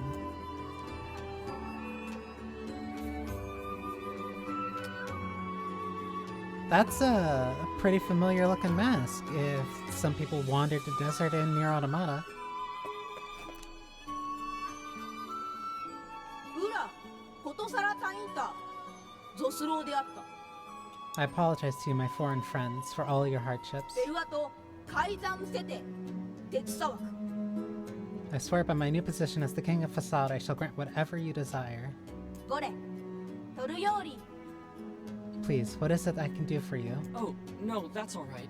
We were just happy to help. エンリタンサクルタ統合 Nonsense. Speak your desire that I may see it done. I believe the regent has just given us an order. I guess so. In that case... How about you make Rule 0? And have it say that if people don't like a rule, they can vote to change it. A splendid idea. ヨーリサロ King of Facade? What? But my king, this cannot be. ベルアと Our people have long ル memories. トスオンジワクレタ We shall never forget the debt we owe you, no matter how hard the times. ベルアとカトダ Such is the way of the masked people. アンダサンキトシチ And thus we shall grant your とヨー request.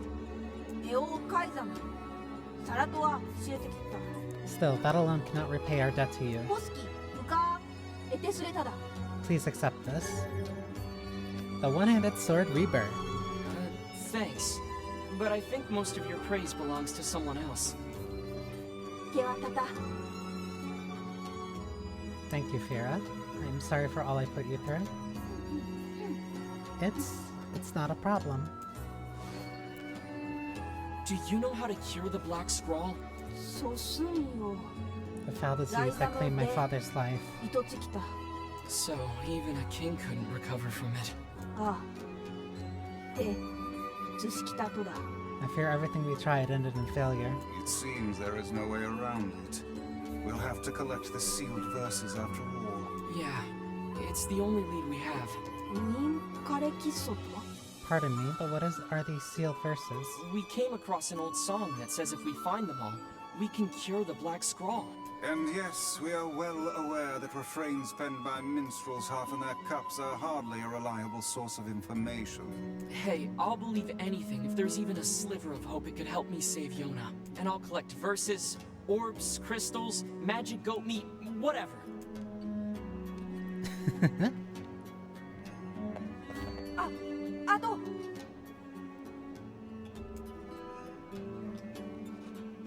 One moment, please. Can I ask you to visit us again? To return as friends. Of course. Just try not to get yourself kidnapped again. Of course. Thank you. I promise to be careful. Darkwall.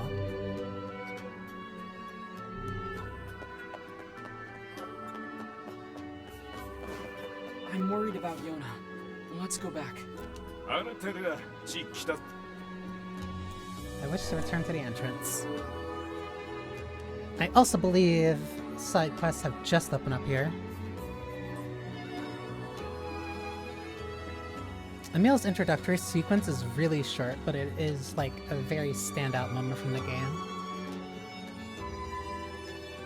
Because you have to think that even of just like what just happened, we started with a large-scale boss fight that basically tore through an entire town. A very cooldown type of period with a more puzzle-centric dungeon. A puzzle-centric dungeon that only really limited what you could do, as opposed to removed, like, strictly your abilities. It just required you to think about them in a different way.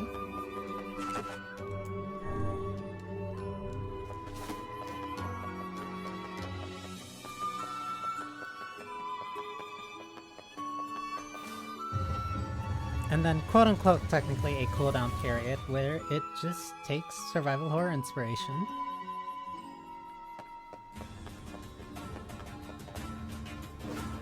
I also believe that this return conversation with Papa Nier is where he says the line of, "There are as many different ways to live as there are people in this world."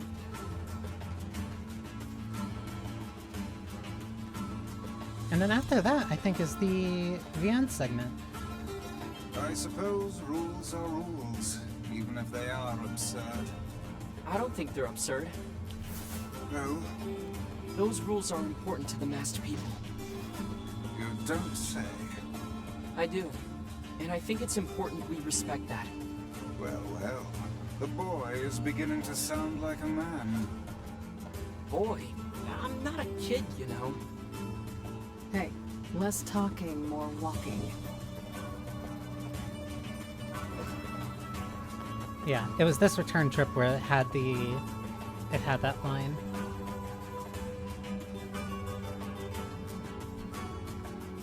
It's one of the few times where you get to see, it's one of the few times where you get to see kind of like Papa Nier actually react like an adult.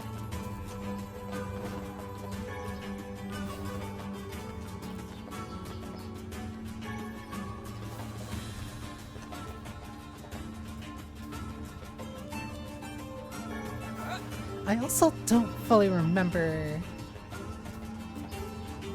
I don't fully remember Brother Nier's reaction to this part. I do remember Papa Nier's reaction.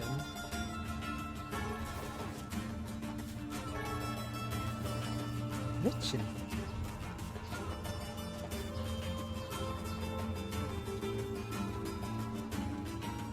I remember Papa Nier's because it's very defensive.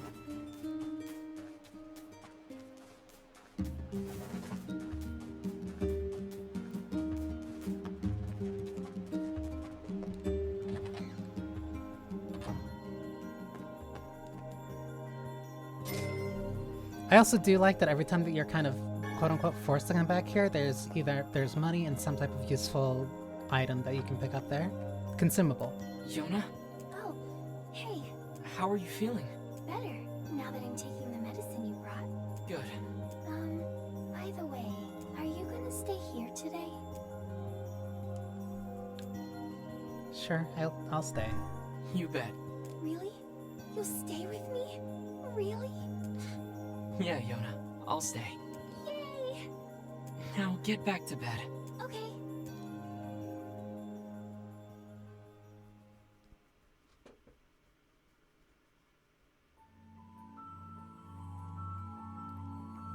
I hear a voice. I squint and see a boy standing before me. His hair is silver, his skin is pale, and he stares up at me with hard, glassy eyes. Soon his lips begin to move, but no sound comes out. What is he saying? I can't hear him. I can't hear him. I can't hear him. I can't hear him. I can't. Give me 1 second.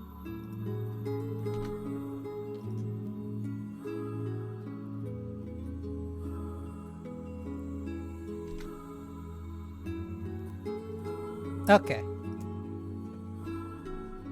I try to leave, but something about the boy holds my gaze. I watch his face, expressionless, as his lips slowly flutter. What is he trying to say? Wait, it's a phrase. I can almost make it out. It starts with an S. Then there's an E. I can almost see it now. The letters begin to fall together, one after the other, faster and faster. Sealed verse. It's a sealed verse. The thing I'm looking for, the key to saving my sister. I stare at the boy with renewed ferocity, trying desperately to make out his next word. D-R-E-A-M. Dream? What? What the hell does that mean? The lips move again, faster now. I can't follow them, damn it. I can't make it out. I want to scream. I want to tear the walls down around me, but instead, I force myself to be calm. I can do this. I can do it for Yona. Slowly, ever so slowly, I parse out the letters that make up his final words. F-O-R-E-S-T-O-F-M-Y-T-H.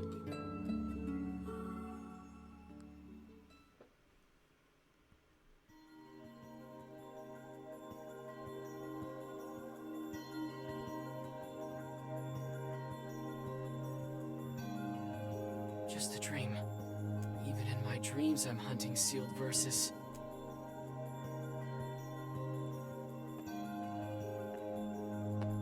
Morning. Morning. Morning, Yona. What's wrong? Are you feeling sick too? No, I had a strange dream. What was it about? It's nothing. Don't worry about it. 'Cause I had a dream too. Oh, yeah? Yeah. Me and this boy were playing a game together. What kind of game? It was called Guess the Words. I think he made it up because I never heard of it before. How did it work?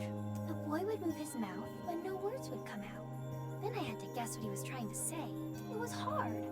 I wanted to play hide and seek, but we had to play his dumb game instead. So what did he say? I don't know. All I could figure out was dream and forest of myth. But don't worry. I'm gonna study hard so that next time I can figure out everything. We should play a game together sometime too. Sure, Yona. I'm ready to make... Yep, I do not have that material though.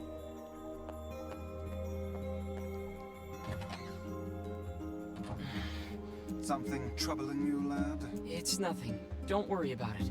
Come on, I need to go ask Popola something. A forest of myth.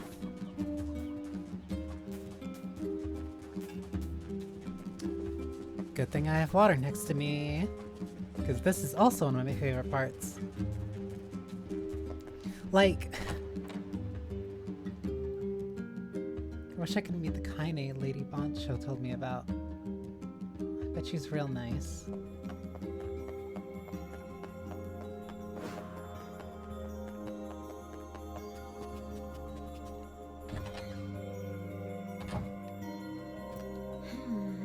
What's up, Popola? Oh, hi. I just got a strange letter in the mail. Dearest Popola, I hope this letter finds you. I'm writing in the hopes of bringing to your attention a certain Dream issue of concern regarding recent events in Dream the Village. I was hoping I might be able to get your advice, Dream, on the matter. Recently, there have been dream reports. Dream of a certain dream of dream, evil dream empty, dream curse, dream, evil dream, words, dream, and dream, someone dream. That is certainly one bizarre piece of writing. Who's it from? The mayor of a small village in the Forest of Myth.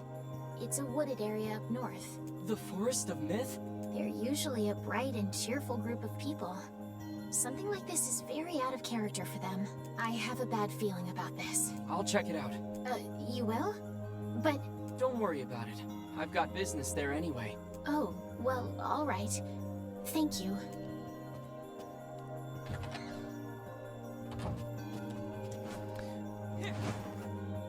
Like, it's very dramatic to say, like, oh yeah, the game gets, like, 2 times better when Kaine joins the party. But legitimately, the second half of Act A, the second half, the first act, after you get Kaine, I genuinely wish I could replay it more.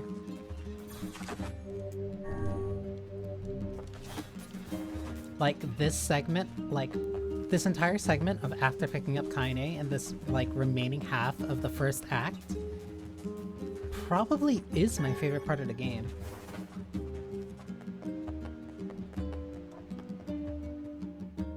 Well, I will say it is my favorite part of the game prior to the new stuff in Act 2 and additional stuff, as I will say.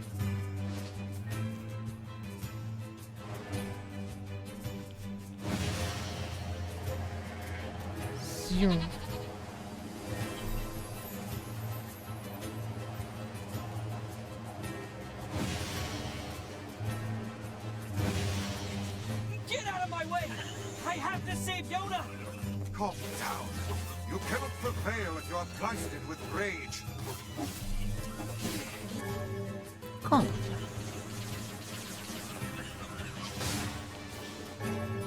Gabba.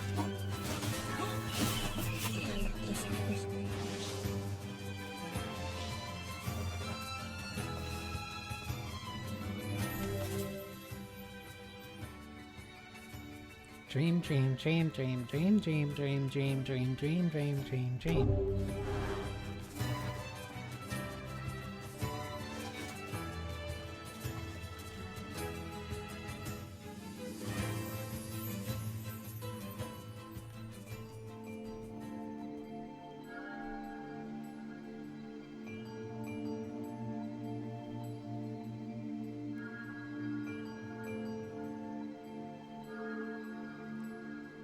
I love this segment, and there's still one part that I sure is quiet here. Don't fully remember. Silence bodes ill.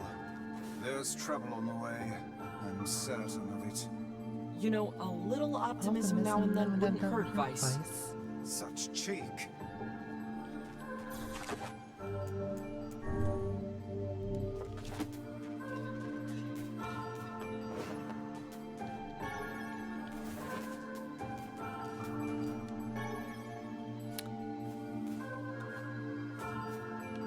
This fog is gorgeous. So, we started with a boss fight.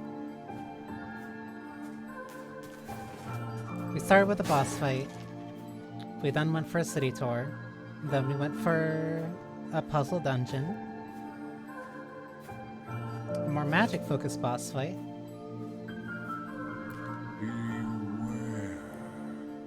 And now we get to do some light reading. Beware the words. The words? What do you What do you mean? Contagious words. Those who dream. Those who dream? Hold a moment. There's a strange new sensation in my mind. Weiss's voice rose in a quizzical way. It is not quizzical. What's going on? The villager's body shudders as he slowly opens his eyes. Perhaps we should start by asking this man. Who are you? We heard something happened to this village, so we came to see if we could help. Text box is taking up a lot of the screen, huh? The mayor stared at Banii Cho and Vice. If you can speak to me, I must have caught you in my dream. You can also hear the very slight echo in his voice. In your dream? It's also slowly growing for the main character in Vice. The mayor explained. In the past weeks, a mysterious disease called the Death Dream had spread across the Forest of Myth. Those who caught it were cursed to fall asleep and live forever within the world of their own dreams. The village mayor had determined the Death Dream was spread from person to person by spoken words, but before he could learn more, the disease took him as well. That's a pretty big text box, don't you think? Can still move my camera, but I can't move my character. Also, the text has gotten larger. Weiss stared at the mayor, his mouth twitching slightly. Now see here, he said. Are you saying that we have been absorbed into your dream? Well, yes, said the mayor. I think you have. In other words, said Banii Cho. We've caught the Death Dream?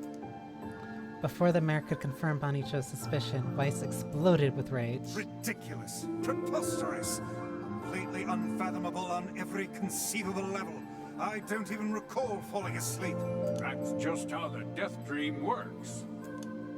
Though polite, the mayor was clearly trying to brush aside the book's remarks. My remarks are not to be brushed aside, fool. The mayor twisted his mouth into an embarrassed grimace, then quickly changed the subject to who Banii Cho had seen and what they had discussed since coming to the village. Something there must have caused you to enter my dream. Said the mayor. A certain conversation, a specific word, something. Hey, I can't see anything right now. And also, a lot of the background effects have faded out. Banii Cho and Weiss racked their brains, but could find no easy solutions. There were simply too many words to consider, too much random chatter, too many meaningless conversations. Grimoire Weiss does not engage in meaningless conversations. The mere suggestion that Weiss chose his words carelessly seemed to sting his pride. It does not seem to sting my pride, you bloated gasbag of a narrator. It has demolished it utterly. Irritated, Weiss looked skyward as if searching for answers in the heavens. I was doing no such thing. Just leave me alone already. The anger created by his harsh words bled over to Banii Cho like a contagion. All black. Time to read. Thankfully, I have water.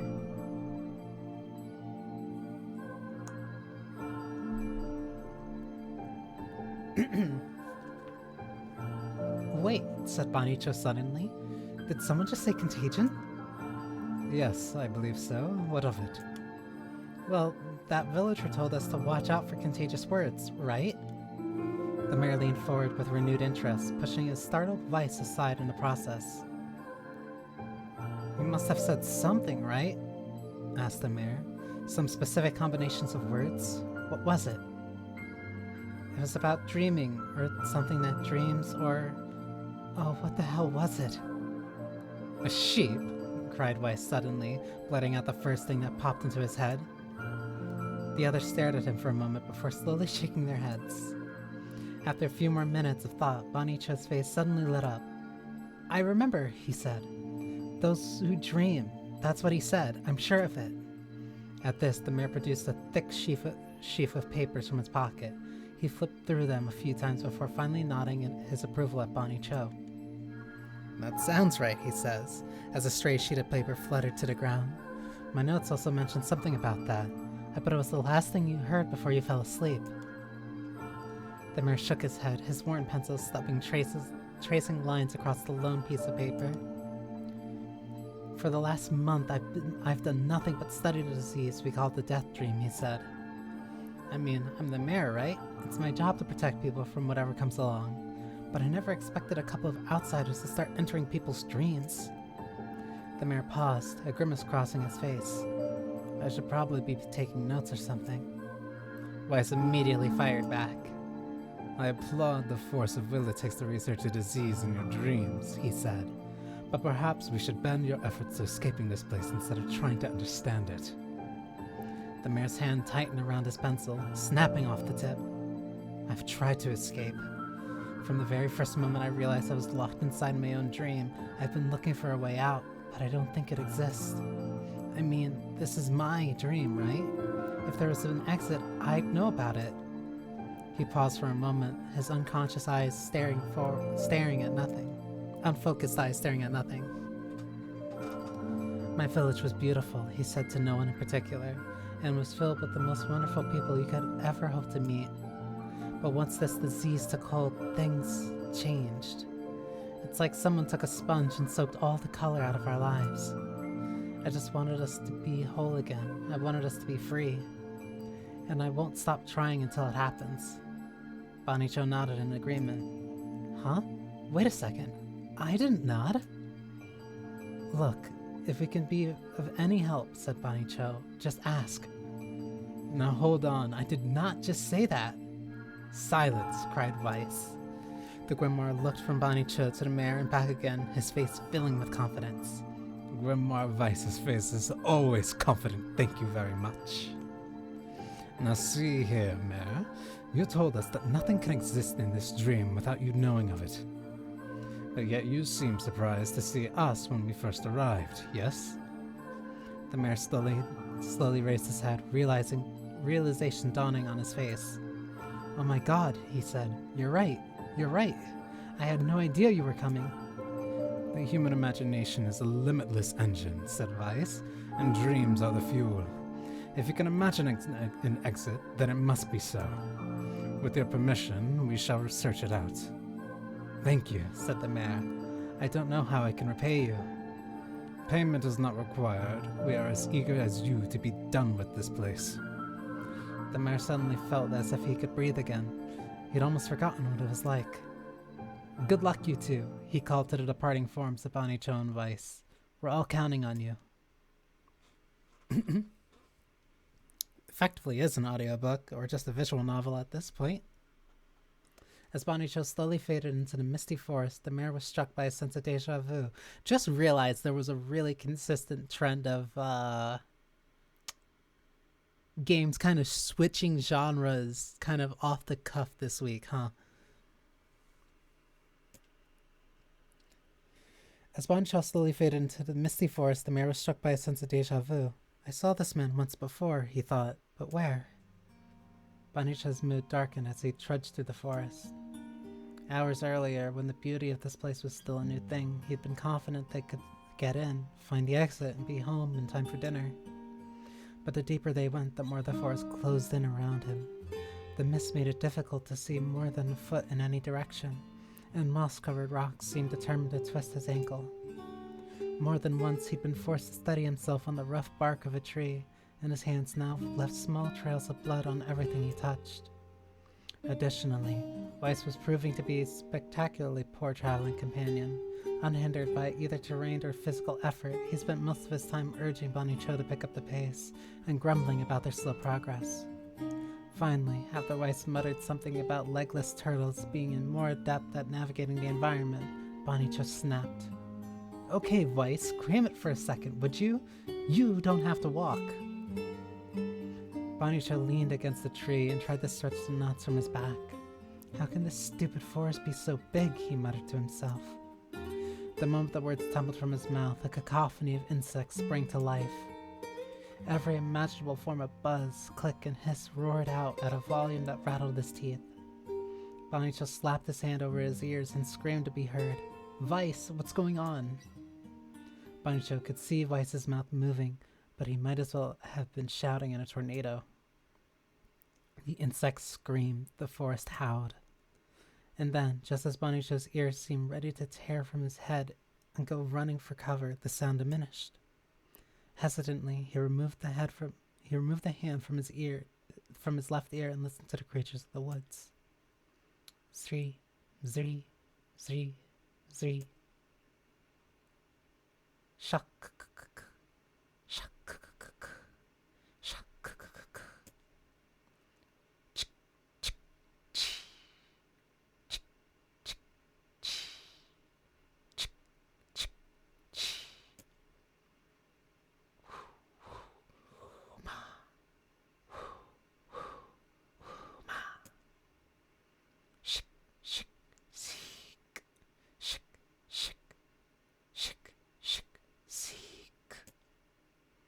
As the insect symphony dimmed another decibel, Banicho began to detect patterns in the sound.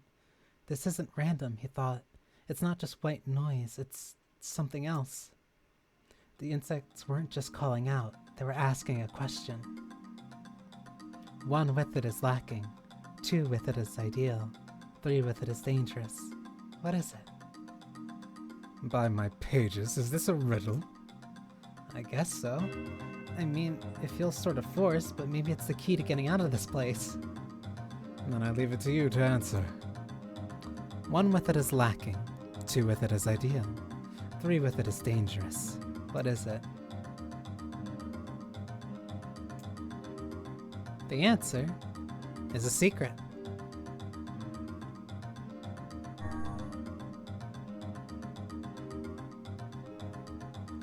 Inwardly furious that Weiss left the task to him, Banicho sighed and gave the only answer that made sense. It's a secret. You're right? The sound of the insect stopped as suddenly as it began. The forest undergrowth parted before Banicho like a rippling wave, opening a new path. These forest anthropods are making a road for us, said Weiss with glee. Pleased at passing the test, Banicho moved on with new intensity. The path offered his body relief from the undergrowth, but gave even greater cheer to his mind. As long as they were on a path, their journey had a purpose. I guess the forest has accepted us, huh? Said Banicho after a bit. Weiss spun around to face his companion. Do not mistake the will of the forest for some happy pet you can suddenly befriend. We have no idea where this path leads. As Weiss finished speaking, the pair turned a corner and found themselves facing a clear forest spring. Smiling, Banicho picked up the small rock and sent it skipping across the surface of the water. Good heavens, said Weiss. His surprise was understandable. Each time the rock struck the surface of the water, a musical note rang out. When the rock finally stopped moving and sank to the bottom of the spring, the ripples it left behind came together to form words. I enter through the window, but break no glass. When night falls, I vanish. What am I? Absurdly easy, barked Weiss. Now answer it. Banicho grit his teeth and tried not to reach out and strangle his companion. He's right after all. This one is pretty easy. I enter through the window, but break no glass. When night falls, I vanish. What am I? Sunlight. A plume of water suddenly burst from the spring. Sunlight filtered through the trees and reflected off the plume, creating a shimmering rainbow that spanned the entire horizon. In all my years, said Weiss softly, I have never seen such a sight. Perhaps I have misunderstood the intentions of this place. Hey look, cried Banicho, awakening Weiss from his daze. There's a house or something over there. Glancing in the direction of his friend's extended hand, Weiss saw a small cottage nestled among the trees. That's weird, isn't it, Weiss? I mean, who would build a house all the way out here? Banicho walked over and pounded on the door. After a minute of solid banging, the door cracked open and a small man peered out. His body was cloaked from neck to toe in a large black cape, while his face was obscured by mist. Began Banicho, but before he could get any further, the cloaked man held up a hand and began speaking. I have 4 legs in the morning, 2 at noon, but end the night with 3. What am I? Banicho tried to ask the cloaked man who he was and what he was doing here, but he simply repeated the question. If we wish to engage this man in conversation, said Weiss, it seems we must answer his riddle. Yeah, I suppose, said Banicho. Well, at least it's an easy one. I have 4 legs in the morning, 2 at noon, and end the night with 3. What am I? A man. The mist dissolved from the cloaked figure as he spoke a single word. Correct. That one being a little bit obtuse. Thankfully, the other answers are kind of like flat to the point where like it is the only obvious one. Morning, birth, baby, you're crawling. 4. Noon, middle-aged, an adult. standing on two legs. At night. Waning years, walking with a cane. 3. The only reason I even knew that answer, the only reason why I knew that answer is because in one of the audio tapes you can pick up from the Joker in Batman Arkham Asylum, no, I don't think it is. It's either Joker or Riddler. I believe it's Joker because of how he twists it. But it was effectively the same riddle, but the answer was, like, I believe the person that was being interviewed said a man. It is also a Sphinx riddle. But I did not know it was the Sphinx's riddle before that. I only recognized it because that was the answer that was given in that Arkham Asylum tape. But I believe the answer was... I think the answer was, like, a baby blow off, like, 2 of the legs, and then you give it a replacement or something like that. It was just, like, edgelord level twisted version of that riddle. I only really paid attention to Greek in high school. Greek myth. No, that was middle school. With that, the man flung his garment aside, revealing his true identity.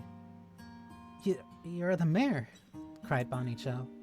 The small man slowly shook his head. I am not the mayor you know. Now listen to my words. Long ago, I saw a version of you that was not yourself. Sorry? What's that mean? It will make sense in time. At present, I simply congratulate you on cracking the seal of the Death Dream.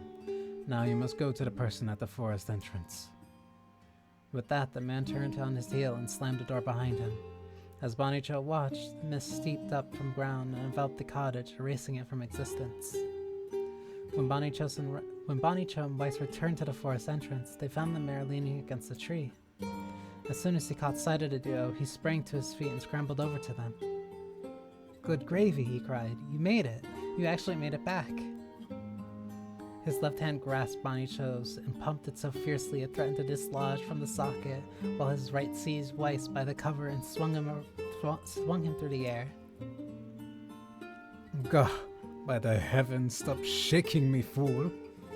We have not even told you if we succeeded or not. The mayor smiled broadly and shook his head. I'm just happy you're alive. I didn't think I'd ever see you again. Banii Cho withdrew himself from the mayor's eager handshake with a slight smile. We broke the Death Dream seal, he said. At least, I think we did. The mayor's face beamed as Banii Cho filled him in on the details. When the tale was done, the 3 of them laid down on the forest ground and fell asleep. Banii Cho cocked his head. Okay, hang on a second. This is crazy. Why would we just lay down and go to sleep? Cease your endless prattle and go to sleep, fool. Fighting against the rules of this place is futility itself. Banii Cho and the mayor obediently reclined atop the grassy earth. Have you forgotten? Continued Weiss. It is words that control the Death Dream. Words that allow us to move from place to place. No matter how unnatural they seem, the words are absolute. Therefore, if the words tell us to sleep, then sleep we shall. And once we do, the story will continue. With that, the trio found their eyes growing heavy, their breath slowing. This is the first time, began the mayor. The first time I have felt tired since I was imprisoned here. His words were cut off by a loud, long yawn, and he remembered nothing more. They might have slept for an hour or a year. When they awoke, things had slightly more real quality to them. The mist felt thicker, the leaves greening. It was clear that they had awakened from their dream. Banii Cho shook the mayor's shoulder gently. Good news, he said. I think we made it. Oh wow, said the mayor in an awed voice. We did. I'm back. He blinked once, and then again, as if not quite believing the sight before him. You two have no idea how much this means. The Death Dream was spreading throughout our village, and I wanted to... Well, I thought I could figure out how to stop it, but I guess that wasn't the case. I must have caught the disease and been trapped in my own dream.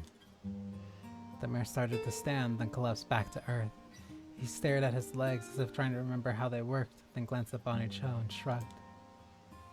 Without a word, the young man reached down and pulled the mayor to his feet.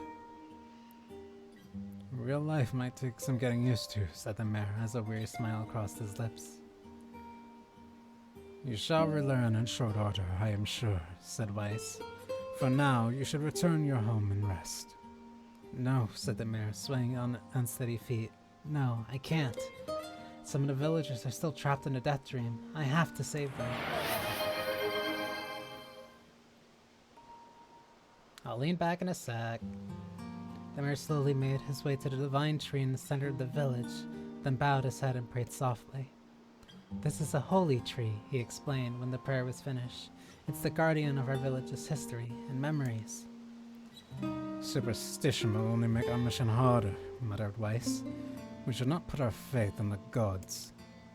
The mayor shook his head. Not the gods, the words. Legends say that our tree is home to a powerful magic known as the sealed verse. Banii Cho and Weiss could not contain their surprise. It seemed the goal had been formed in the most unexpected of places. I say, muttered Weiss, this is certainly a stroke of luck. As the three of them said their goodbyes, Banii Cho mentioned the strange man who had given them the third riddle and mysterious words he had left them with. I once saw a version of you that was not yourself, muttered the mayor. What in the world does that mean? Lost in thought, he stared in space for a long moment. You know, he said softly. This is going to sound odd, but I had a feeling I'd seen you before too. Banii Cho tried to keep a straight face and failed, but the mayor didn't seem to notice. Deja vu, right? Anyway, I figure it's just some kind of illusion created by the death dream. It probably doesn't mean anything. Banii Cho gave the mayor a nod and smiled, but inwardly his thoughts were racing. There's something wrong about the mayor and his words.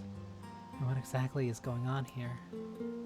That riddle would prove to be the most difficult one of all. Oh, thank you so much. Now I can finally return to a normal life. Majoring in history is still pretty fun. This is one of the most bizarre diseases I have ever encountered. I know. That's why we have to help the other villagers, no matter what. Dark execution.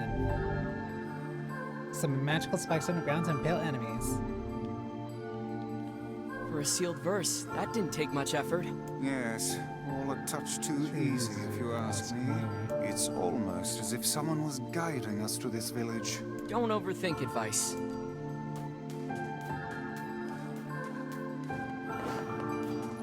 So now I have the option to leave.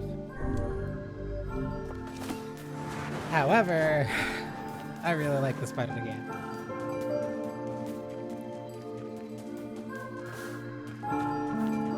You are the dungeon, you are the additional riddles. And another victim. This work certainly is trying. I figured a book like you would be into all this word stuff, Weiss. Even I have my exceptions. Now let's be off.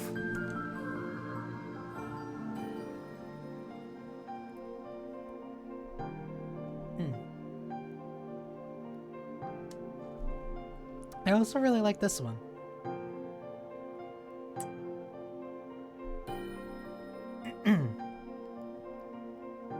A cacophony of massive structures was visible in the distance, their tall forms scraping against the sky. Weiss and Banii Cho had never seen such a sight, and their eyes widened as they tried to take it in. Those buildings must be huge if we can see them from this far away.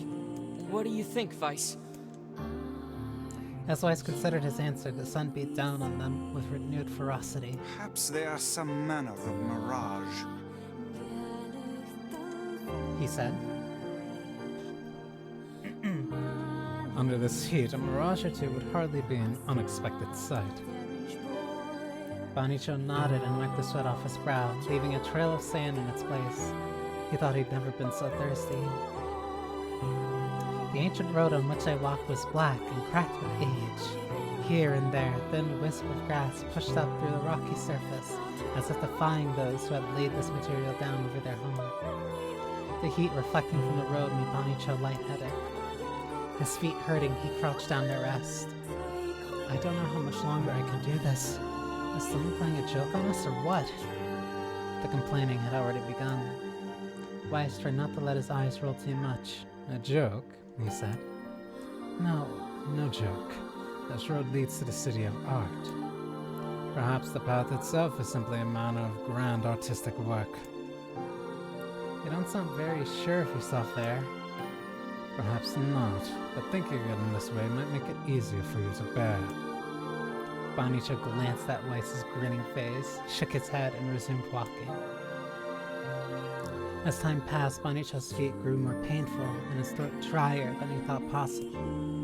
He tried not to look further than the next steps ahead, because the bright sun made him hesitant to trust his own senses. We are definitely getting closer, said Weiss in an effort to cheer his companion. Yes, this much is certain. Encouraged, Banicho lifted his gaze. Suddenly he stopped walking, choosing instead to stand in the middle of the road with his mouth and eyes wide open, his finger pointing in the distance. Water, he cried. It's water. Water? Asked Weiss. Preposterous. I don't see any water. Over there, just ahead of us. Look, the sun is reflecting off of it. Without waiting for a response, Banicho sprung to life and bounded toward the sight. What in the... There was no water. There was nothing but sand in every direction. Banicho closed his eyes and sighed as Weiss floated up behind him and chuckled softly. I believe this is known as a mirage, he said. Many a desert traveler has spoken of such things. Banicho shook his head, bewildered. Suddenly, he pointed off into the distance, his eyes wide once more. Wait, there it is! I just missed it. Look, it's right there! Banicho springed off again, leaving Weiss with no choice but to follow. After a few minutes of running, Banicho came to a halt. I could have sworn it was right around here. Confused, he put his hands to his eyes and rubbed them vigorously.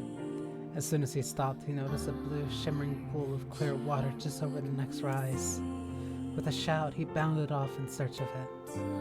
The chase continued for nearly an hour, until an exasperated Weiss finally floated up to Banicho and struck him in the face with his cover. Enough, you blithering idiot. Stop this at once. There is no water here. Banicho's face clouded. There isn't? There is not, and perhaps next time you will listen to me when I tell you as much. Weiss paused for a moment and continued speaking in a slightly kinder tone. However, I suppose this mad chase was not altogether wasted. It seems we have arrived in the city of art. Banicho looked up. Stretched out before him was a row of impossibly tall sculptures. Their journey was at an end. They're huge, cried Banicho, completely forgetting the heat and pain of the past few hours. I've never seen anything so big. Each sculpture was formed from roughly the same shape, a tall rectangle that stretched up toward the sky. But that is where the similarities ended. Most were covered with panes of glass that reflected light in 1,000 directions, while others seemed to be nothing but frames of steel. Some had tall spires at their tops, while others possessed triangular caps. What kind of city is this? Said Banicho. Where are the people? Where are the houses? Perhaps the land is intended exclusively for artistic use. The debate continued as they made their way through the city. Miracles of artistry were everywhere. Great iron crates with wheels sat silent on street rails. Beautifully carved works with lights of red, amber, and green dangled over every street. As they moved away from the massive sculptures, they found a great array of smaller ones. Some were covered in glass or brick, but many composed of materials they had never before encountered. The sheer variety of colors and styles was staggering. Unable to find a theme or purpose to the abstract works around them, Banicho and Weiss eventually fell silent. On the outskirts of the city, they discovered 3 sculptures in the shapes of humans. Banicho uttered a sigh of relief as he approached them. Finally, I was getting tired of modern art. The three statues were indistinguishable except for a single word chiseled in their right arms. One read Alpha, one read Beta, and the final one read Gamma. As Banicho moved to touch the nearest statue, a bird flew from the top of one of the sculptures. A lining on the on the statue's shoulder emitted a brief, beautiful song that took the form of words. Only one form is real, the others are false. The real one will always speak the truth. The false ones will always speak lies. With that, the bird departed. As if on cue, the three statues shuddered to life, acquiring color and form as they began to breathe. Hey, look at that, said Banicho. They're alive. The triplets bowed low before Banicho. Please, said Alpha, you have to get me out of this nightmare. I am real. Stop lying, said Beta. He turned to Banicho and threw his hands in the air. Alpha's a fake, you know. I'm the real one. What a load of crap, said Gamma. Beta is a fake. Everyone knows I'm the only real one around here. Their respective pleas given, the three statues returned to their frozen state as silent once again enveloped the city. This is one of my favorite versions of a riddle. One truth, but the other two are lying. So, let's assume that Alpha is speaking the truth. If Alpha is speaking the truth, you have to get me out of this nightmare, I am real. That means that it would only be the real one, and it would only be the one speaking truth. Beta, stop lying. Alpha's fake, you know, I'm the real one. So, if Beta is speaking the truth, that means Alpha is a liar and that it is speaking the truth. However, if it's a liar, that means that Alpha is speaking the truth and that it is lying about itself being the real one. What a load of crap, said Gamma. Beta is a fake. Everyone knows I'm the only real one around here. So, if Gamma is speaking the truth, that means Beta is lying. And if Beta is lying, that means that Alpha is speaking the truth. But if Beta is lying, it is also lying about being the true one.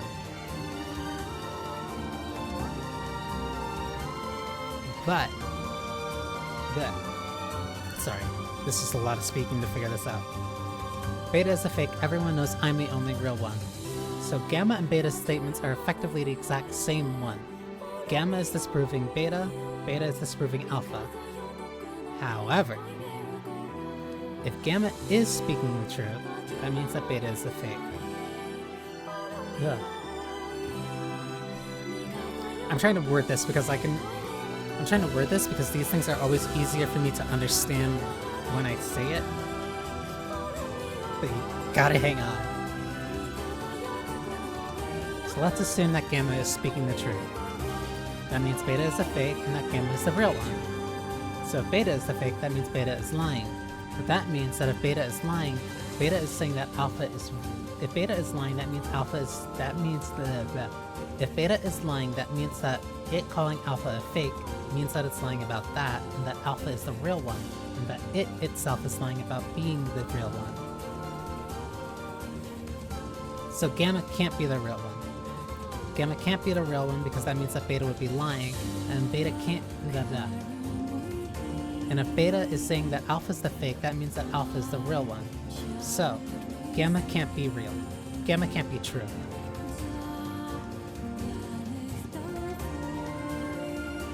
So, what if Beta is speaking the truth? Beta is implying that Alpha is fake and that they are the only real one.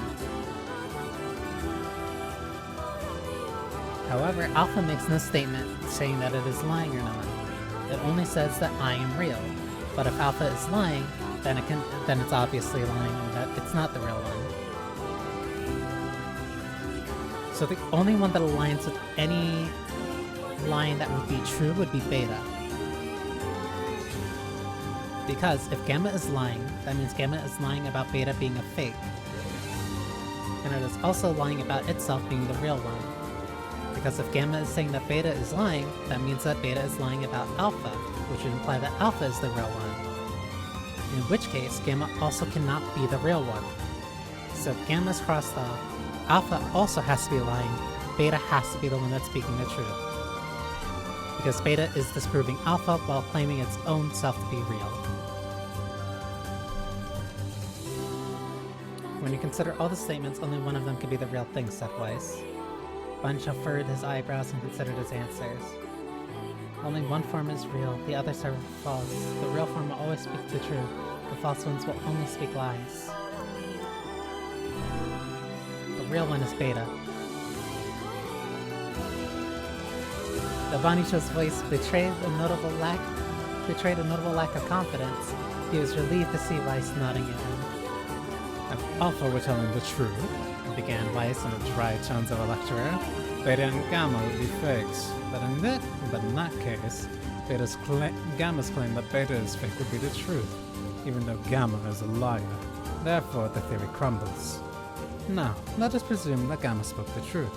That makes Alpha and Beta liars. In this situation, however, Beta is calling Alpha a liar, which would leave us with two statues telling the truth. Finally, let us assume that Beta is telling the truth. If so, Alpha and Gamma's lies would make sense. Therefore, Beta must be real. As Weiss finished his explanation, Alpha and Gamma crumbled soundlessly into dust, while Beta sprang to life once more. Congratulations, villager, said Weiss in a cheerful voice. The time to awaken has arrived. Thank you for saving me, cried the villager. He dropped to his knees and bowed his head as low as it could go before an uncomfortable Banii choke pulled him to his feet. Why did you have a dream like this? Asked Weiss. Why did you have a dream like this? Asked Weiss. Have you been to the city before? The villager slowly looked around at the bizarre objects and sculptures that dotted the landscape and shook his head. I don't think so. I mean, it's impossible, right? There's no way I could have ever been to a place like this. But at the same time, I feel like I've seen it before. Deja vu, muttered Banicho, just like the man. The vague sense of unease that struck Banicho during the mayor's dream spread once more through his mind. That was rough. I am positive I have seen that place before. Okay, that's enough. Don't need you getting all weird on me too. I like that one a lot.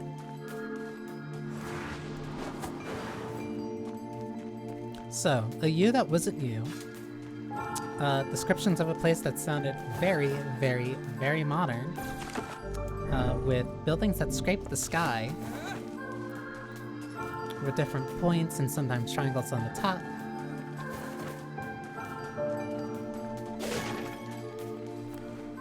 This person must be dreaming too. And this It would one. appear that way, yes. Can't say I'm very excited to go back there. That dream world sorta creeps me out. Perhaps you should spend less time complaining and more time getting on with the mission. Yeah.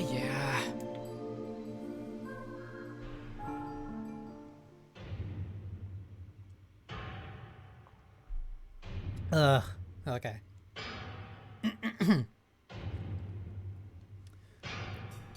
I breathe air scented with death and resist the urge to laugh, for I know it will sound like words of a madman. How long have I been in this fresh hell? My box, my prison, is tucked beneath the stairway in a long, unused catacombs of some infinite castle. Outside, I hear the sounds of a funeral dirge that plays without end. Light has no place here. Wind is a forgotten friend. I pray for death to come, but he forsakes me.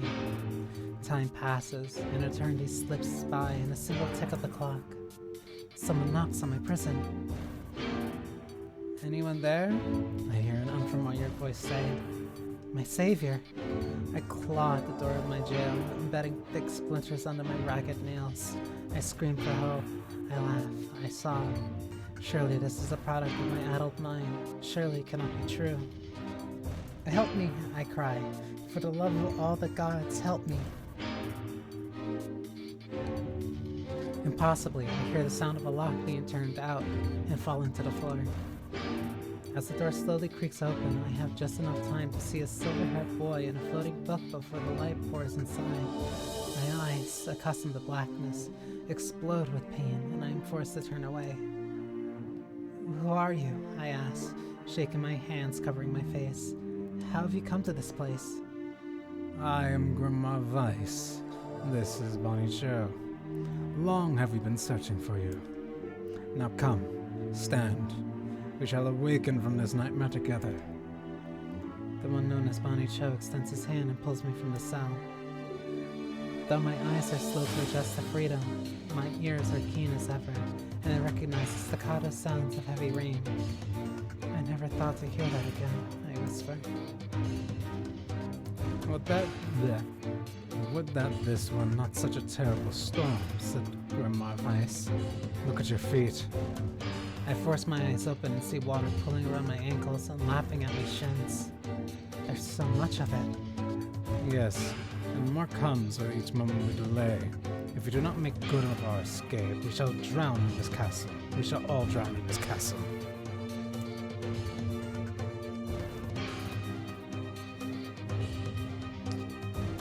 We know you are weak, but you are our only hope to survive this place. It's also probably why segments like these probably didn't make it back in Automata. Time, the long-forgotten friend, made itself known again. I nodded my head and swore to save my rescuers, no matter the cost. The castle's catacombs are a maze, twisting upon themselves like an endless entrails of a giant. This is the one I'm the worst at. I'm really bad at text adventures like this. I squint down the dim corridors and proceed north. At the end of the corridor, I find a row of 20 gorgeous canopy beds rested atop a carpet of velvet. All are covered in a thick layer of dust and cobwebs. Searching for the door to the next room, I came upon a shapeless mass of gray matter. It has been shoved against the side of a wall, and despite my fever, I think I see the outlines of a door just beyond. When I reach out a finger and touch a piece of the mass, it turns to dust and drifts away in the wind.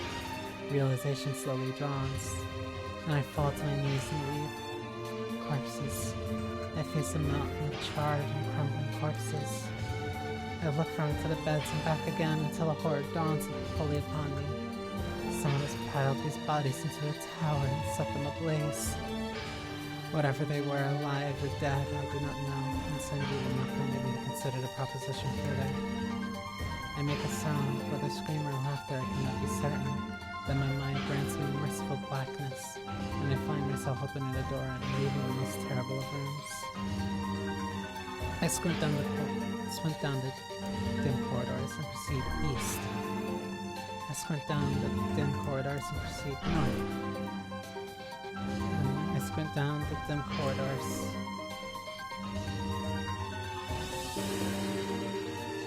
I went east, I went north. As long as I don't go south, that means I have 3 other options. What if I head west? At the end of the path, a row of heavy wooden casks lie outside in a dark chamber.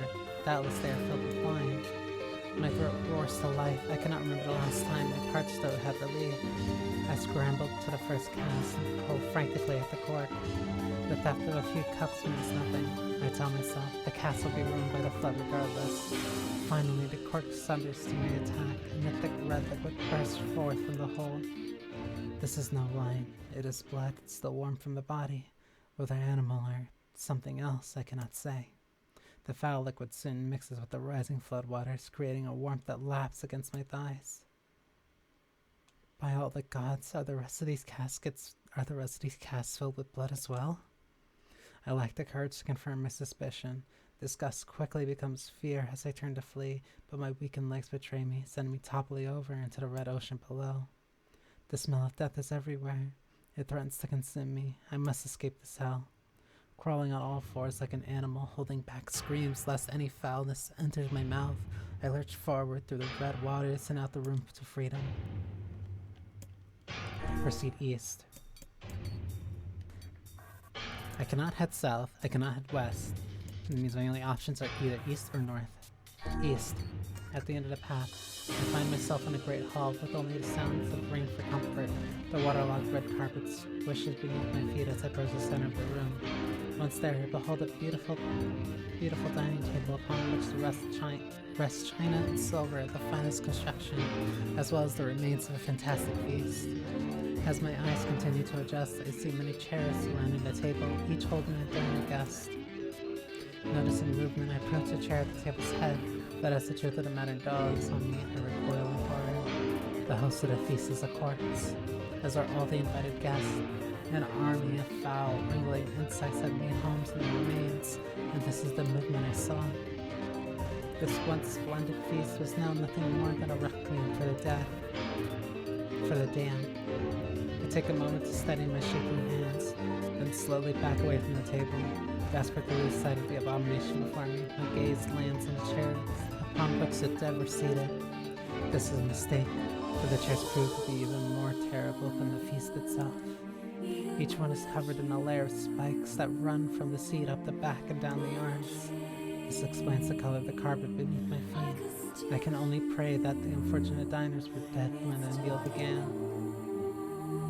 For if not, it is a simple task to envision the agonizing screams they must have sprung forth from their mouths. My mind grasps frantically at the possibility that these souls had committed some terrible crime for which this was punishment. Though in truth I suspect they had committed no crime at all. There would be no tomorrow for these unfortunates. This was their last supper. I squint down the dim corridors. I think this one was me proceeding east, which meant that if I go west, I'd be backtracking. Against all hope, we make it to the front door. Break it down, someone cries, so I give myself to the effort. In tandem with Banii Cho, Grimoire of Ice, I slam my body against a thick, sturdy door. On the third, it gives way, and we find ourselves sprawled on the ground outside the castle. The storm is in retreat. The clouds above us still darken for foreboding. But to the west I can see the thin shimmering of sunlight trying to break through. How can I thank you? I cry as tears join the rain on my cheeks. I would surely have died in there. Looking down instantly, I notice that my dress is in tatters and shapelessly try to cover my exposed skin. Your dress, asks Weiss. Then you are a woman, madam? I am. I profit the two while smiling. I suppose that comes as something of a surprise, seeing as how I exist only in the form of words. I can see that the one known as Banii Cho is disappointed that the term dress will be given no further description, but he hides it well. With a nod and shrug, the three of us set forth to our awakening. But behind us, an awakening of another kind is taking place. Black smoke fills the abandoned castle, providing the countless damned souls inside with their final shroud. After a moment, the castle's windows shatter with a mighty roar. A fresh breeze blows through the hallways and corridors, clearing the smoke away for good. As we watch in awe, uncomfortable black shadows slowly flicker the light, crossing to and fro in front of the broken windows. The castle's dead have awakened to their new life as shades. You have anything to say about that? Hopefully there will be no labyrinth next time. I hear that. Okay, there. Now all the villagers can wake up, right? Yes, if the mayor's assumption was correct. I think I have had enough wordplay to last a lifetime. Thank you very much. You're telling me. Anyway, let's go see the mayor. So I'm usually really bad at that segment, mostly because I kept getting lost and confused. I would always end up doubling back. Oh, how wonderful. Thank you so much. And if you end up drowning in there because you double back and you take too much time, that is a legitimate game over. Here, I have something for you. Which also means that you have to restart your save. So hopefully, you save before talking to her. Especially if you did the first segment and the other segment before that. Otherwise, you're gonna have to do a lot more reading. Fail. Wow, this looks valuable. I can really have it? Of course. It's apparently a weapon of some renown, but we have little use for it. Well, we appreciate it. Thank you again for everything.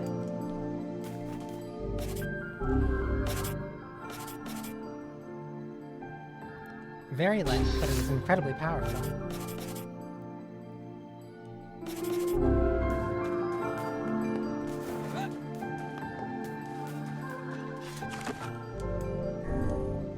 Those other two are optional, however, you get this weapon if you do that.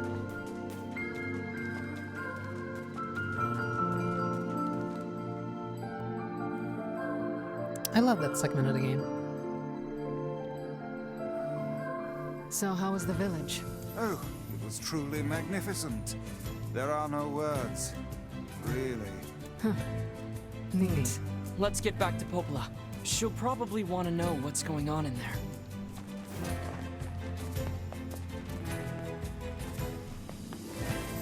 So yeah, imagine getting a job for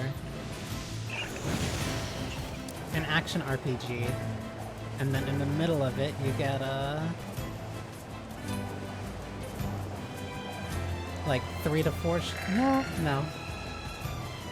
3 to 4 short story segments that you have to completely localize and make work in text-based format for English. And then that's not counting like the 3 to 4 other visual novel segments later.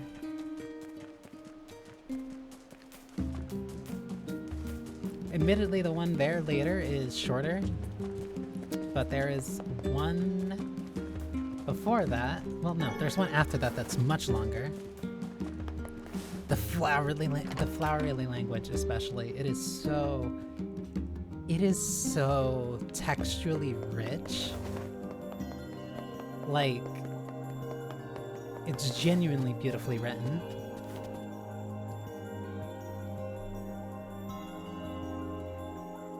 The death dream certainly is a strange illness. It is one of my favorite segments because of how beautifully written it is. Yeah, it was something all right. Even I, with my natural love for words, have no desire to visit that place ever again. You guys did well. You've been making a lot of long trips lately.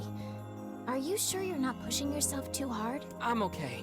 I can't just sit around all day while Yona's sick, after all. If you say so. So, anything I can do for you? Well, I suppose there is one thing I could use a hand with. Have you heard about our plans to repair the canal? The work probably won't happen for a while, but once it's done, we can use the canal for trade and travel and all kinds of useful things. Unfortunately, however, we're a bit behind schedule at the moment. If you're willing to help out, I'd really appreciate it. No problem. What do you need? Great. So, the man I originally asked to help on this project hasn't shown up for work in a few days. I'm starting to get a little worried. So, maybe you can head over to Seafront and check up on him? This part was I'll mark added. the location of his house on your map. He always carries a red bag over his shoulder, so he should be easy enough to find. Got it. This is one of the few things that was added in Replicant. I distinctly remember that this is one of the new things. Because before, you never had another reason to go back to Seafront.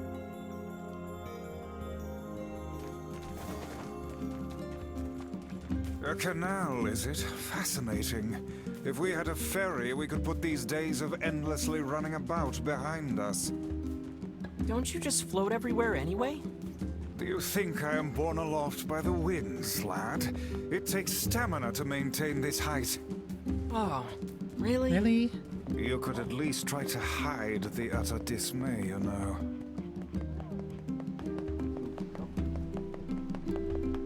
So yeah, this is the game giving you another reason to actually have the Seafront, because before, you really don't have a reason to. Excuse me, but have you seen my son? I don't think so. Why? Is something... When I got home, I found a note from him that said he was leaving and not to look for him. What if he's left the village? Please, you have to help me. I'll pay you whatever you want. My son shouldn't be too hard to spot. He wears a very odd hat. You can see it from a mile away. Okay. If I see him, I'll let him know his father is worried about him. The boy with the strange hat. I don't remember this side quest like at all.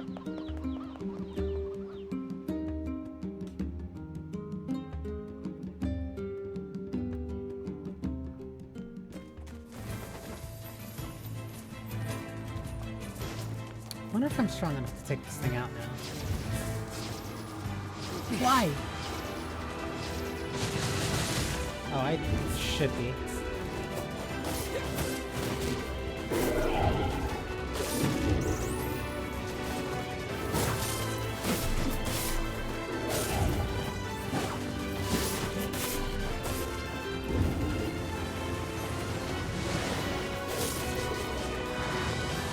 That's Banii.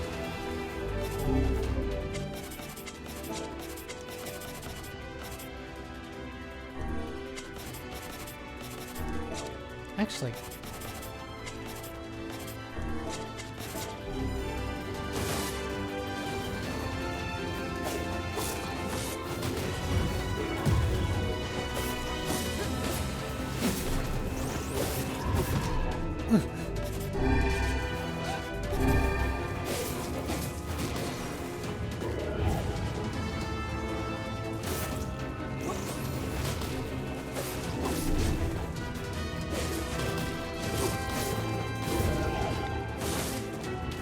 Actually, that's not a bad... That's not a bad projectile. So let's...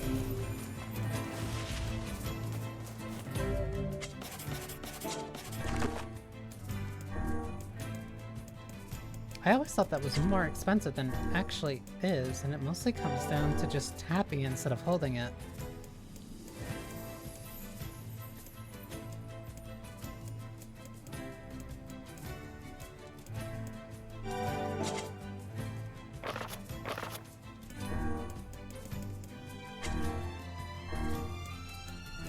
One important thing to remember whenever you switch a weapon or get a new one, make sure to always put on the, whatever words you had before.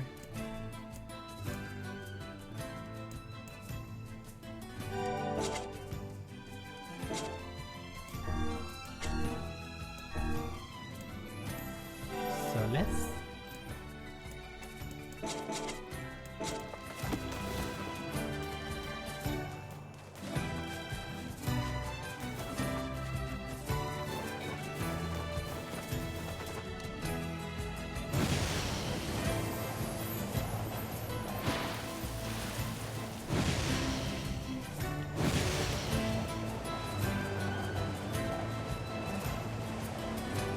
Just around this? Yeah. There we go.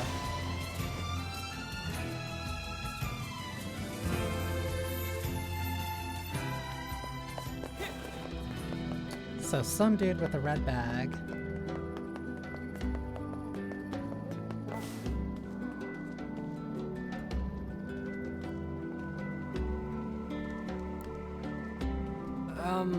Hey, are you the guy who's supposed to help repair the canal? Popola sent me to... Oh god, it's over. My life is over. Surely you must realize nothing good can come of being involved with this particular endeavor. Easy, Vice. Hey, so, are you alright? What happened? It's my wife. She left home a week ago and hasn't come back. I'm so worried I can't even focus on my work.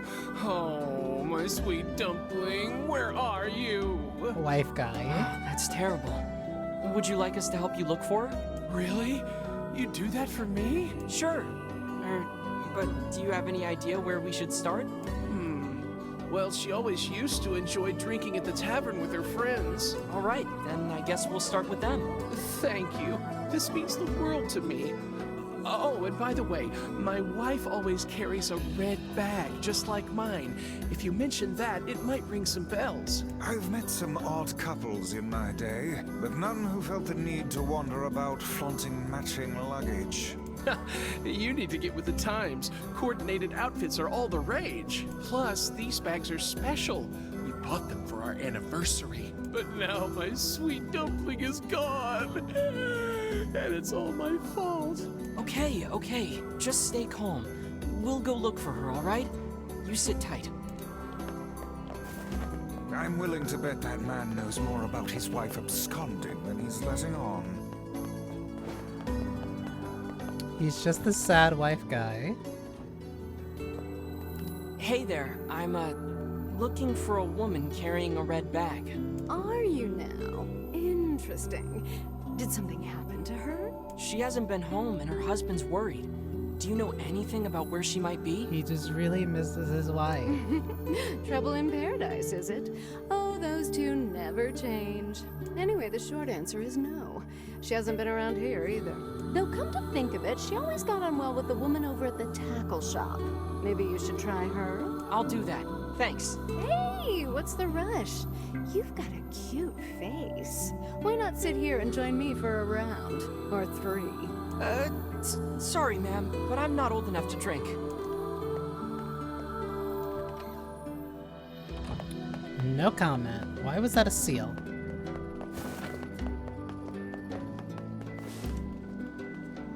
Hey there, do you know a woman with a red bag by any chance? A red bag? Oh, sure. Although now that I think about it, I haven't seen her in a while.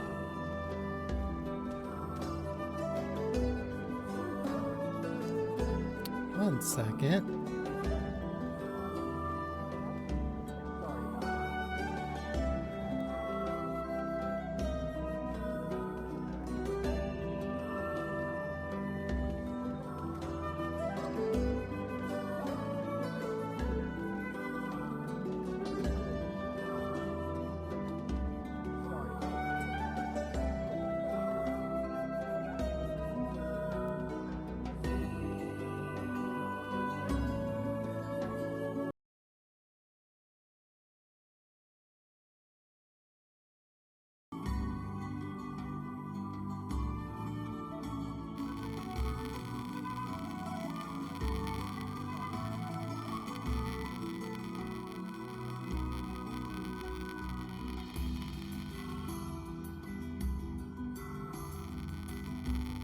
Check 1, check 2. Okay. That was strange. Audio acted up there. I think it's something to do whenever my controller's connected. Last time she came around, she mentioned something about leaving town, but I figured it was just idle talk. Leaving town, huh? Alright, thanks for your time. Still? Is it my microphone or...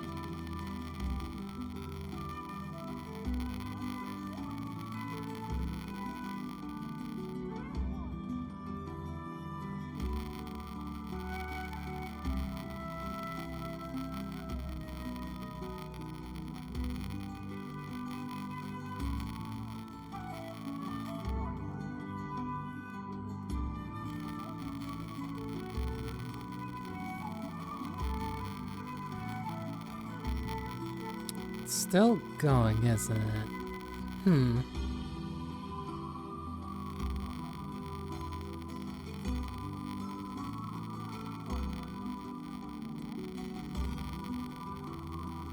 Nope, my controller uses Bluetooth.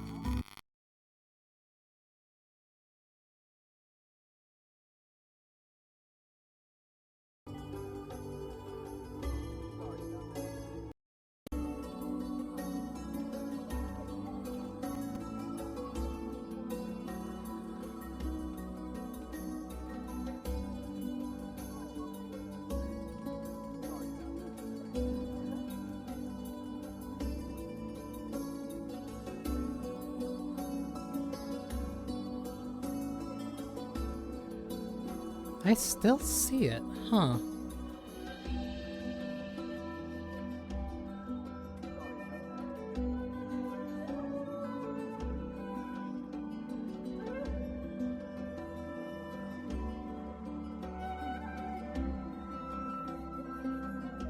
Oh, it's gone now?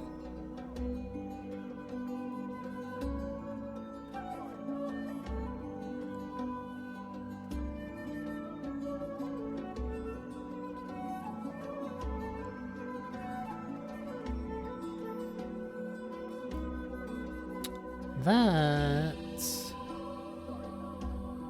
something I need to figure out. What is the issue with?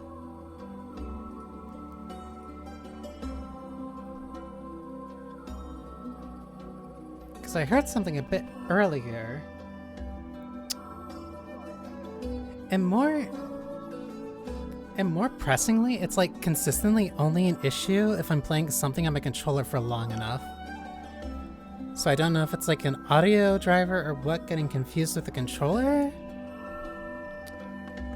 If she has truly left this charming hamlet, finding her may prove most difficult indeed. I just hope she hasn't been attacked by shades or anything.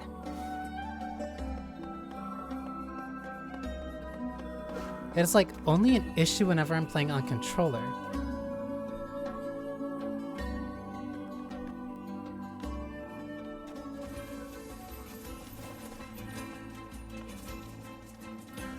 Maybe I need to try and reinstall one of the drivers for my controller. I don't know.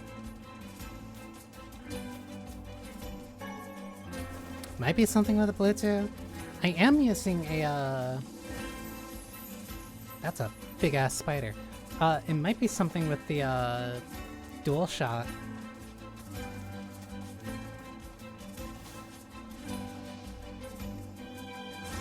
Nope, just Bluetooth. Something about that shade seems rather odd.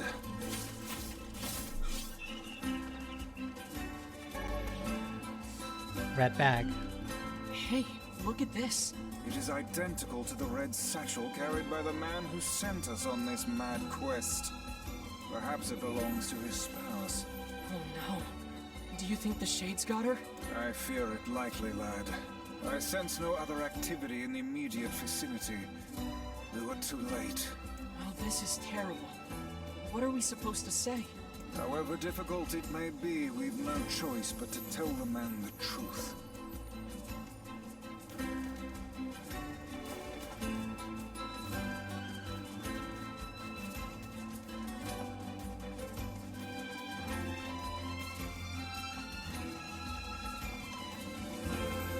Life step, but we didn't find the corpse.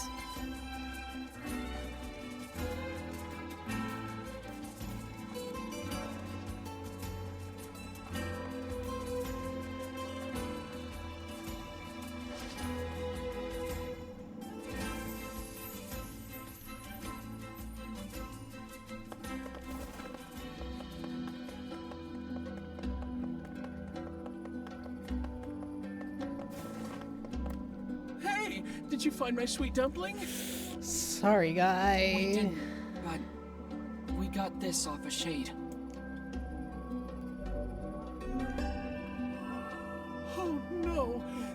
This is hers. So our fears were correct. Oh God. How could this happen to her? And this is all my fault.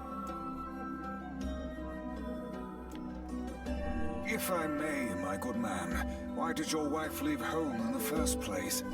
It's because I think we should give him some time to himself, Vice.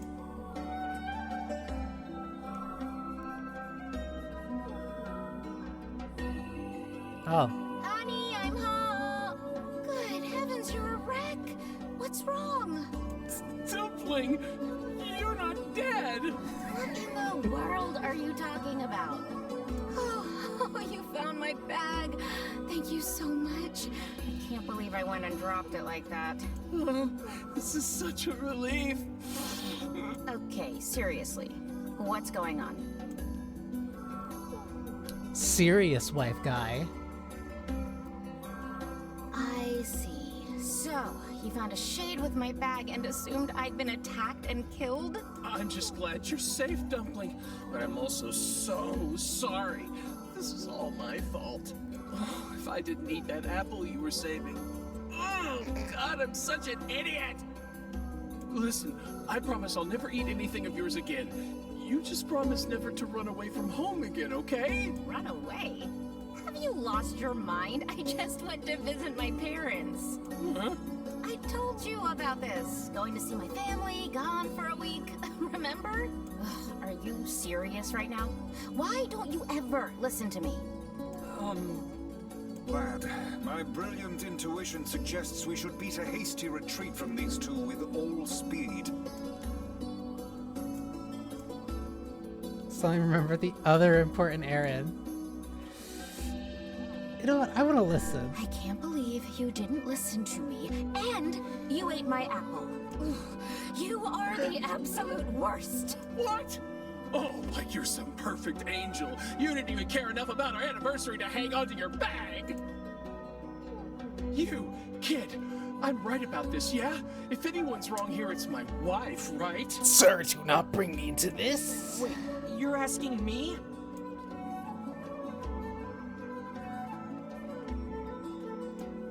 Nope, you're not. You are not. You're not. Oh, you shouldn't have eaten your wife's apple. That's not very nice. But I was hungry, and it was just sitting there. I was hungry. Look, I'm glad you went looking for my wife and all, but that was low, friend. Low. Uh-oh. Did I cross a line there? Besides, it's pretty rich to come after me for an apple when you threw away my entire stamp collection.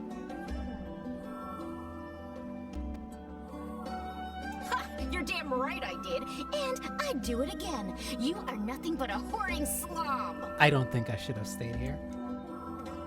You there, my husband's in the wrong here, isn't he?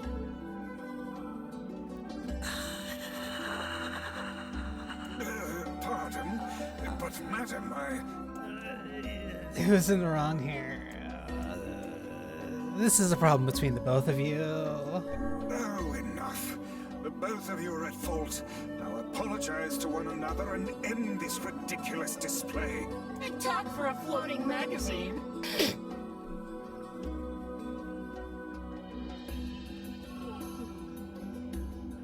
I see you finally agree on something.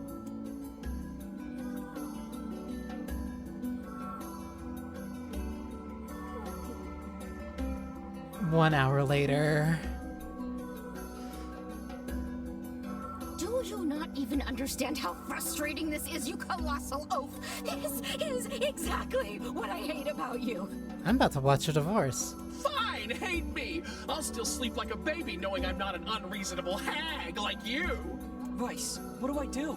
You turn on your heel and walk away as fast as your legs can carry you, my good lad. That's it. I have had enough. Instead of belittling me, why don't you get a proper job? Everyone in the neighborhood treats me like dirt, and it's all because of my unemployed slob of a husband. Actually, I have a job now. Wait, you what? You're kidding. Why didn't you tell me? That's great. Your tone changed really quick. Well, I sort of wanted it to be a surprise. Oh, you big silly Billy. Well, this calls for a celebration. Come on, I'm going to bake you a nice apple pie.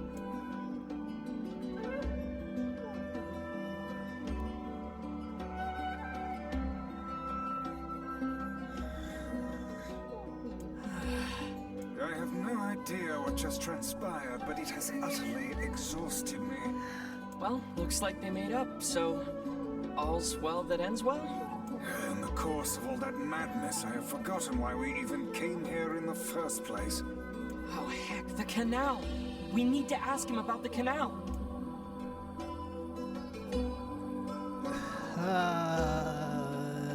They're straightest couple I've ever seen. I can't thank you enough for all your help. Sure, but listen, we need to talk to you about the canal. Oh, right. That's why you came here in the first place, huh? Yeah, and then you and your wife almost got a divorce right in front of me. Well, now that my love life is rolling in clover again, I'd be more than happy to get going on the canal work. Thanks, buddy. Thanks, buddy. Heavens, that was exhausting. Tell me about it. Anyway, let's go give Popola an update.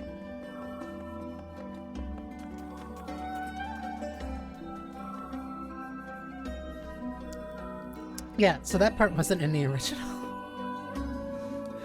That part was new. The couple with the red bags were a strange pair indeed. It boggles the mind to think their relationship can persist despite such intense squabbling. That's just straight Well, couples. They looked pretty happy in the end, at least. Maybe the secret to living a happy life is sharing your feelings, even when they're sort of mean and weird.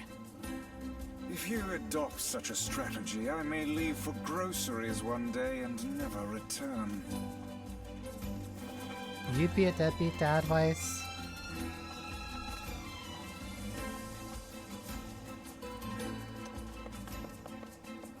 Now that I think about it, he might.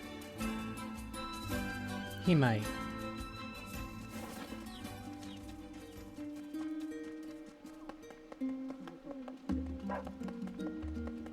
Upper.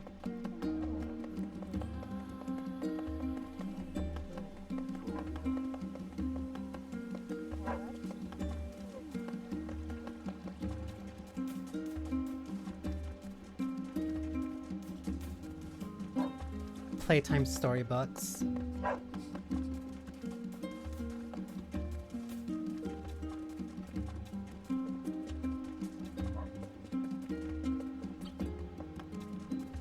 You'd leave them in the hands of children with crayons.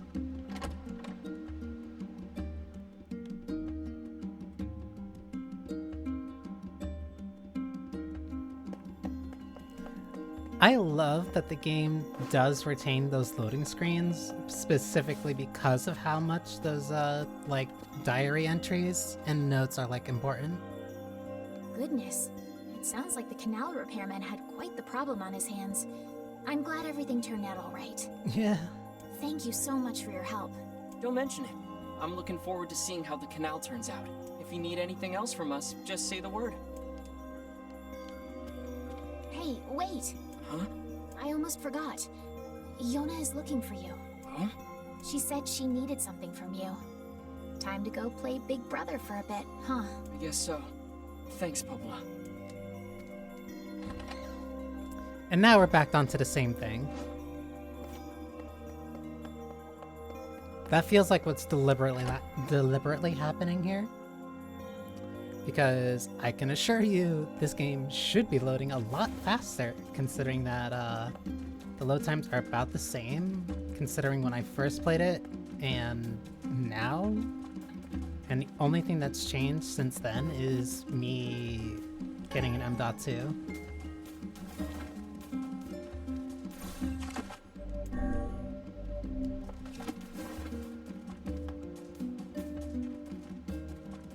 So if anything, like, these loading screens should be just disappearing before my eyes before I even get to see them.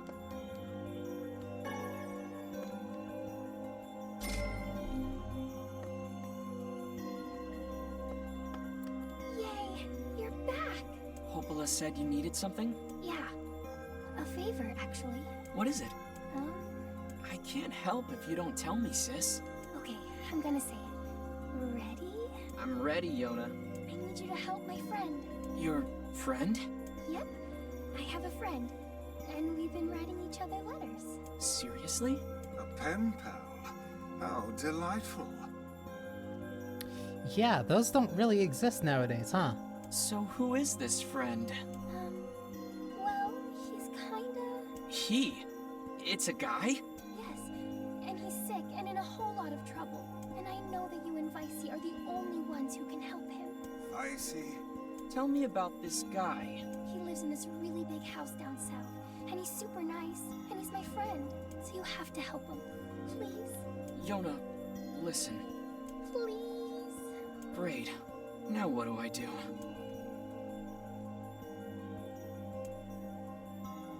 I can't say no to her. I'll see what I can do. Yay! Effectively, yeah. Hell, pen pals were kind of dying even when email was a thing. Is a thing. Yona's got a boyfriend. Is something amiss, lad? Your voice is trembling. No, it isn't. Shut up.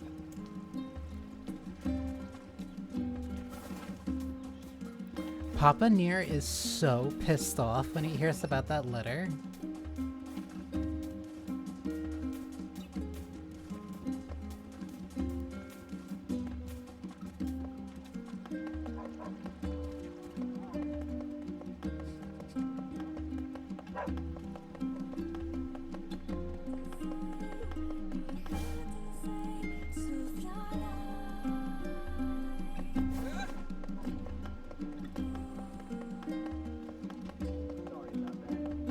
remember it was a school thing, or at least something that my school like encouraged me to do a couple times, or at least for a few months.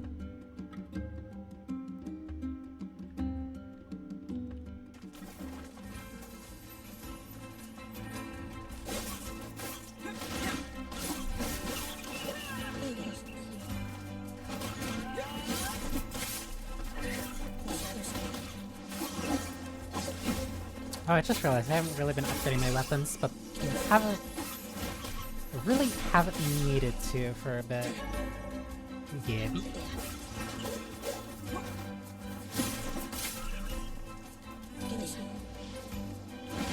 We move. How can these creatures let us dispatch them without complaint? And what would make them appear in this area in the first place? It is hardly what one would call especially fertile ground.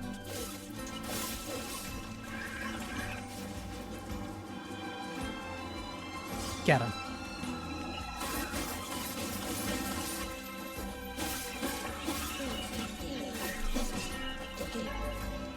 Pocky?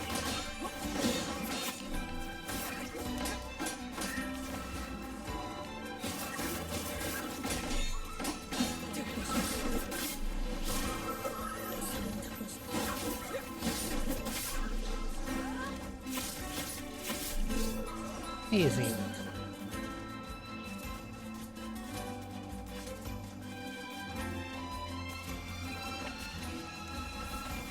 That's what the book fairs were for.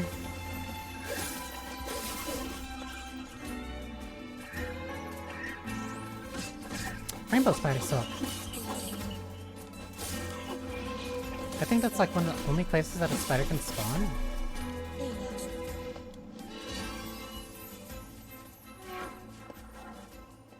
Hey, it's getting pretty monotone for some reason, huh? We have been waiting for you, sirs. Please, right this way.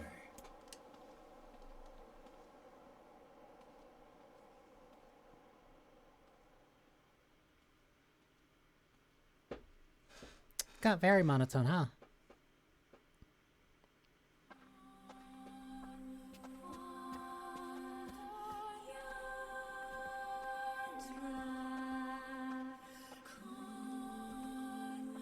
My. What a mansion.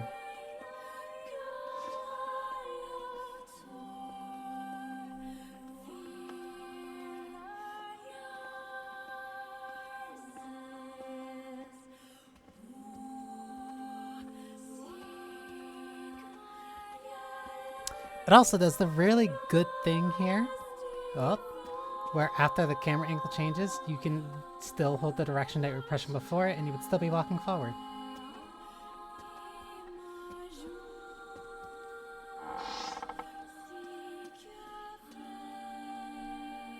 Huh, the first room you enter is a large dining room.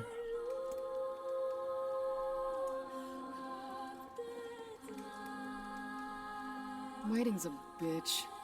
Just let me know if any shades show up, okay?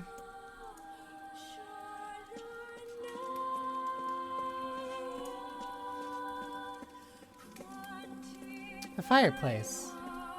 And a doorway. What happens if I go left? Oh, can't go there.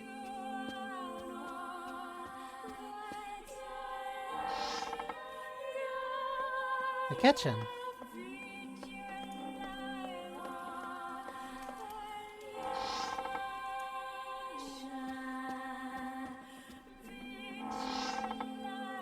I love... There's keyhole marked darkness here. I do not like this one bit. What's the matter, Vice? Scared? Scared?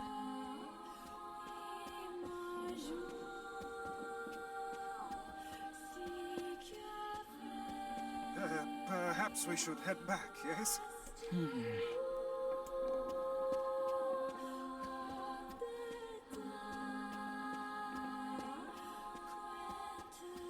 There's always hope when it comes to that Code Veronica remake. If they decide to remake Code Veronica, they kind of immediately went from 3 to 4 and we're going straight to 5.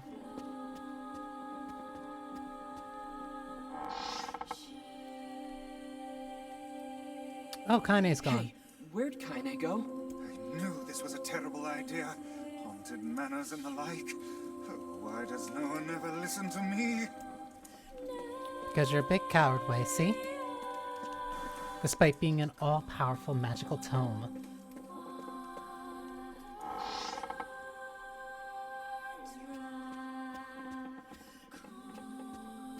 I also completely forgot the order you're supposed to go in.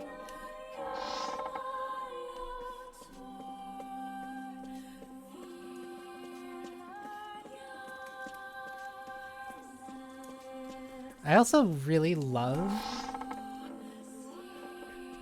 I genuinely love how there is an explanation for why everything is monotone. Get me out of here! Matt Mercer?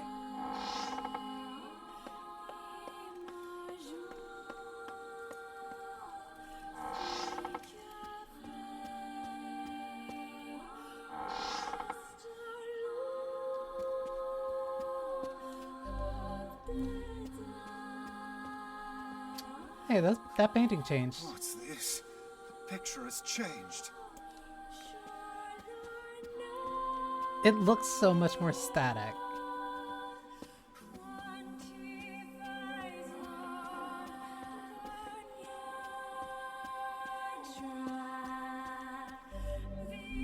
Keyhole marked moon.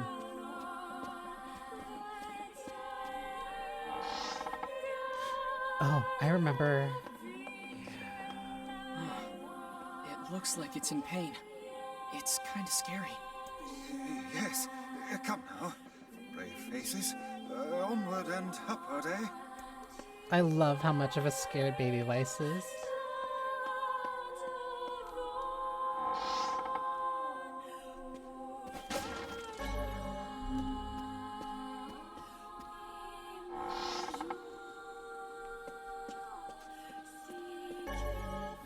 Moon key.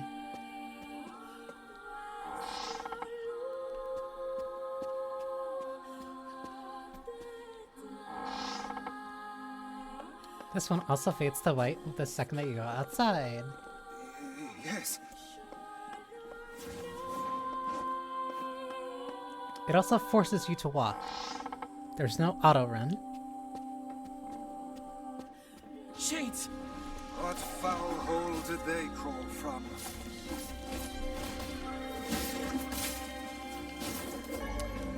Costir. I believe that's also my first EXP up.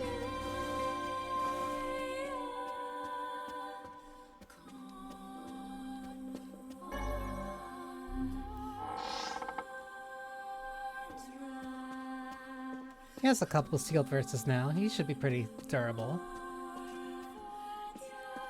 I keep forgetting which way to go. Star key. I also keep forgetting how big this segment actually is.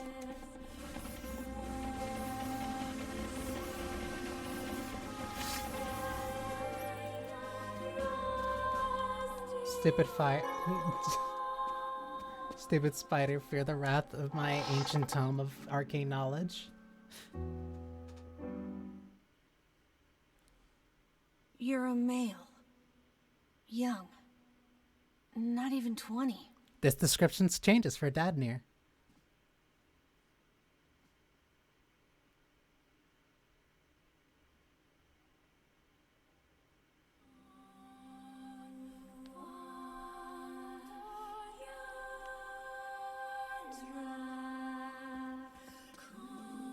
You figured that out from my footsteps? Not using him as a conduit. Weiss can act independently if he so chooses. It's not hard once you know how. Then I suppose I should tell you about my friend Weiss. I only heard one set of footsteps. Grimoire Weiss Weiss does not strut strut about about like a common land mammal. That is one of my favorite lines from him. But enough of this introductory chatter. Let us hear your tale. My name is Emil. I'm the master of this manor. So you're the one who sent the letters? Letters? What are you talking about? Of course you don't know. Such a thing would be far too simple. No! Stay back! Huh? I'm sorry. It's my eyes. Anything I look at gets turned to stone. That's why I live with this blindfold. What a remarkable skill. I've never heard of such a thing. Anyway, You never heard of somebody being butler might know blind? more about the letters you received. This key here can unlock any door in the manor. So if you'd like my assistance... No, please. Don't trouble yourself. We can get around on our own. Oh, right. Sure. Well, here's the key then. The butler's quarters are at the far end of the manor. Let me at least give you a map. It's a big place, and I don't want you to get lost. Star key. Vice, what should we do about Kaine? Leave her. That woman is capable enough on her own. Jeez, remind me to never get on your bad side.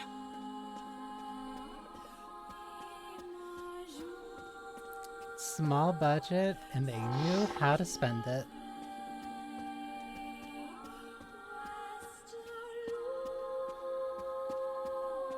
That's the darkness key. That would mean I have to go up there on the other side.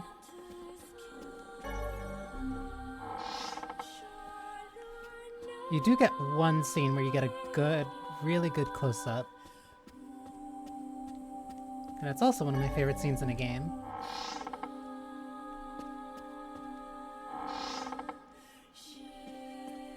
What's that? A butler. Or at least a remarkable likeness of one. I knew this was a trap. Curse my brilliant intuition.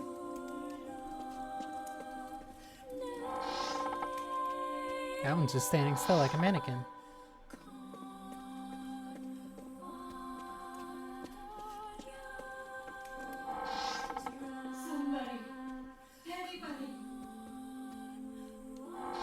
I love the fake loading screen with the door sound.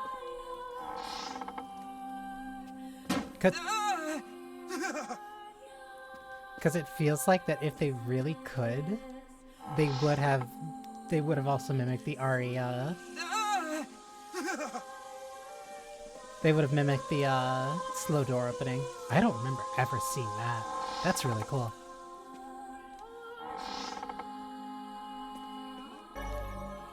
The light key.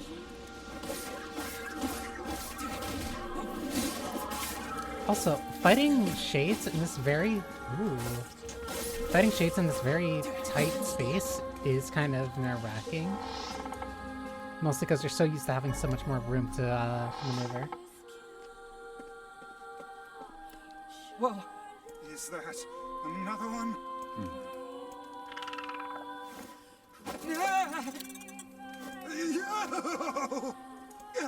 It moves! What's going on here? Sir? What is this? Oh, this is my butler. He helps me out around the manor. Sir, can you explain that rattling noise you just made? He's a good man at heart, but a bit inflexible. Almost like a statue. Yes, and I do apologize for that, Master Emil. Sir, that is not a normal human sound to rattle like that. I doubt he's even human. We're here because my sister received some letters from this manor. Yes, I wrote those letters. Please forgive my impertinence. As you may know, Master Emil, deeply pained by his eyes, has shut himself away from the world. He suffers greatly behind that blindfold, and I feel it is my duty to help however I can. I heard tale of the exploits of an emerging hero, and so I sent a letter to you under Master Emil's name. But I received a response from one Miss Yona instead. Wait, so Yona's pen pal is you? It is, sir. That doesn't make it any less creepy. My letters merely requested that you come to the manor. I meant no ill intent. I believe Yona saw the exchange somewhat differently. Yeah, sounds like she misunderstood the situation. Regardless, I am quite pleased to see you here. Long have I dreamed of the day we might be able to do something about Master Emil's eyes. I see. Yes, well, I am afraid we, or at least this lad beside me, is neither hero nor physician, so if you'll excuse us... Please, we're so close. The cure for Master Emil's condition is located in this very manor. Then why don't you just go get it? Alas, the location of the cure has become a den for those abominable shades, and I lack the skill to combat them. I beg of you, defeat the shades and restore Master Emil's sight. You know this is an impossible task. Why would you ask it of our guests? Well, we've no more time to waste, so... It's okay. We'll do it. See here, lad. This is no time to play the hero. All because you're scared, Weiss, doesn't mean that we have to stop helping people. People need to look out for each other, Weiss. Plus, we have to find Kaine anyway. 1,000 thank yous. I owe you a debt that can never be repaid. I'm really sorry for all the trouble. My butler cares so much for me, but for him to make such outlandish requests...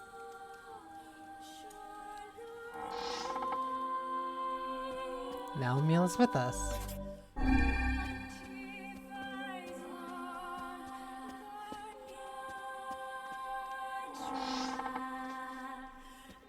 This poor boy needs a lot more than just head pats. But hey, at least I can petrify your enemies. That's gotta be some help, right? Can't let you do this on your own. This is I'll be right here if you need me. This is an extremely Maybe unique my eyes can be situation. useful for once.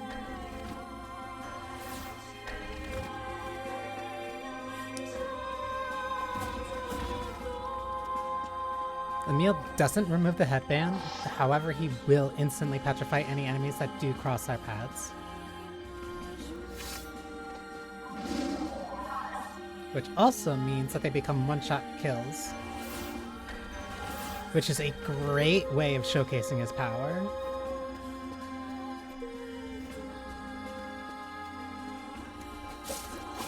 I don't think you can see them because of the... It looks like he needs like a very specific line of sight.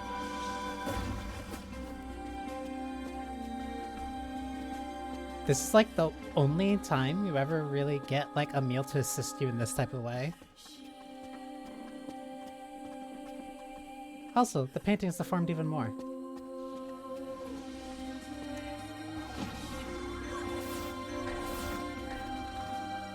Like, just instantly, and I can just one-tap them away.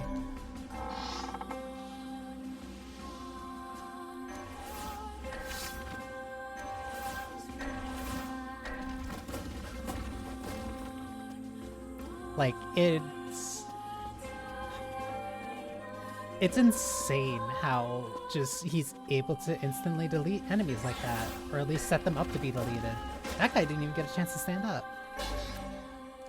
Blade of Treachery.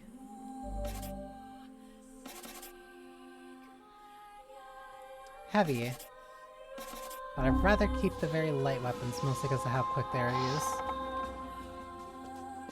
A lot of FX works for like, maybe... Emil, what the fuck was that?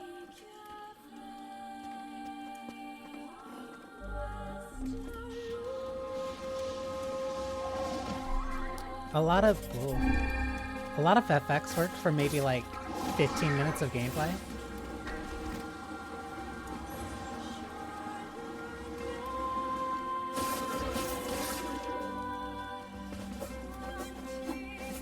One is on... Wait, are those enemies persistent? Like, is that why there's ones on the other side of the door that are clipping through right now? Because that's 3 different swords. Emil, I could really use some help right now.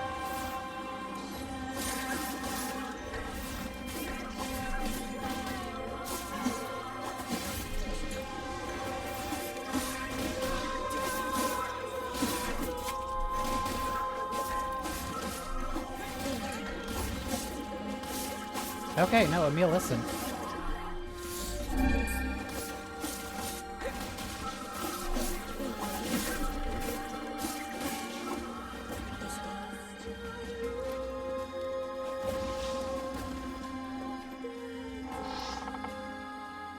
That's weird. Those enemies were there on the other side, but I don't know if their spawn got messed up or what.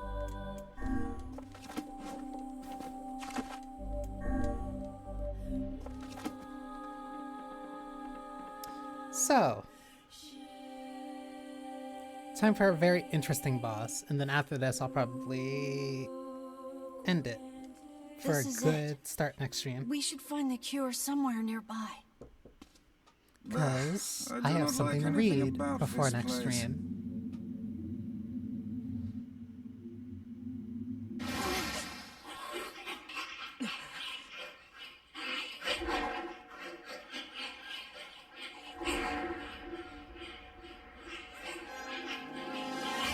So we know of a white book and a black book. That is a red book.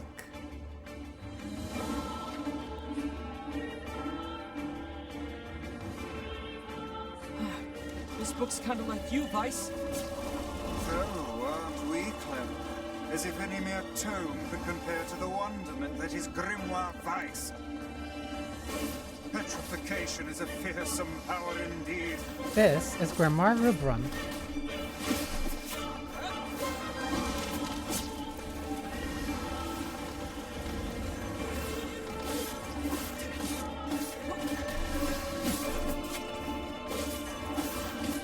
There's no end to this. Pages of this infernal book are sharp as knives. Guess you never learned that trick, huh? The short story associated with this I really like because it gives Weiss like a lot of character, but it is God, that's sharp.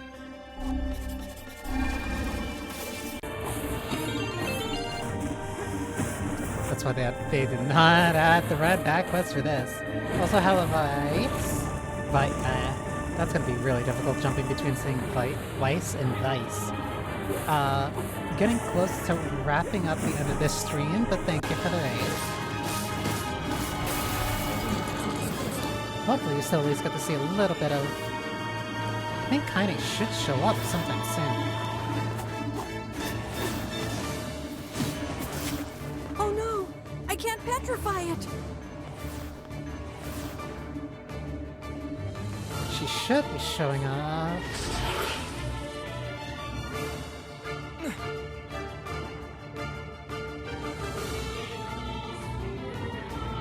At the very least, I get to see my favorite scene. After this. Kaine! And where have you been, Lost. Where have you been? Getting stomped by this thing. Help! This foe's strength is beyond measure. What do we do? I am an arcane text, not some manual of combat. You are supposed to deal with such matters. Oh, so I'm the muscle? You guys run! I'll hold it off while you escape! Who's this kid? That's Emil. He's the one who runs this... Fuck, this book is a real asshole! He's not even listening. He's too busy vomiting. I love that fuel life so disguised much. as language. You guys go! This is my fight! I can't ask you to die for me! Aye, aren't we the bold one? Don't worry, I'll I drink water in a fear sec. that would be a foolish I just had to drink course of action a at lot this for the juncture. last segment. Besides, we'd never let you do that. Would you all please just shut the hell up? What? I'm just saying, if you bastards want to have a goddamn civilized discussion on the merits of bravery and sacrifice, we can do it later! Is this your way of encouraging us? Have we truly sunk to motivational speeches from a woman in her undergarments? I guess so.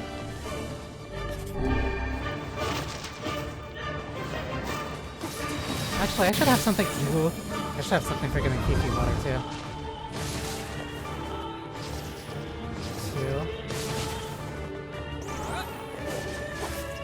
Forget. I genuinely forget how much I have to keep actually beating in this thing before that shield pops.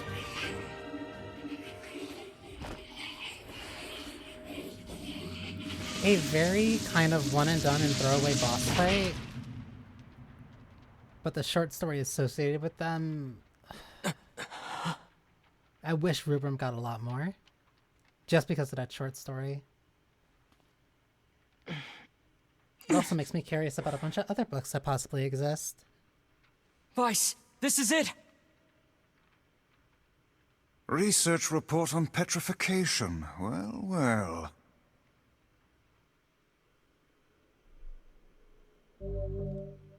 Dark Whirlwind. One of my favorite moves. Oh no! This passage is written in some kind of code. We went through all this trouble to find it, and now... Oh look, Jeeves is back.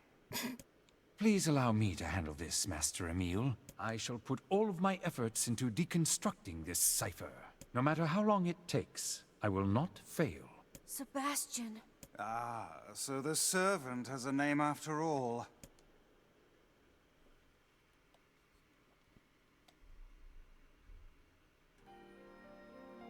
One of my favorite scenes in the entire game.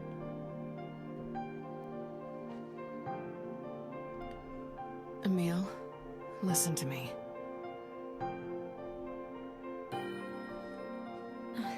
What is it, Kaine?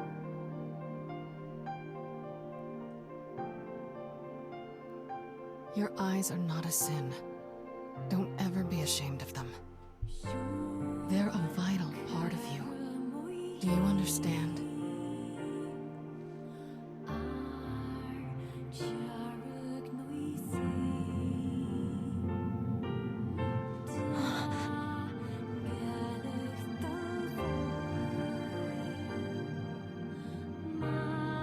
What's this?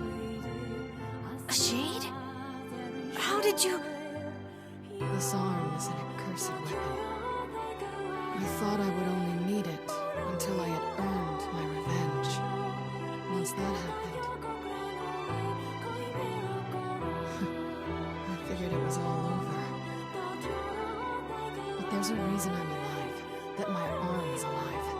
And there's a reason for your eyes, too. But listen, if this shade should ever...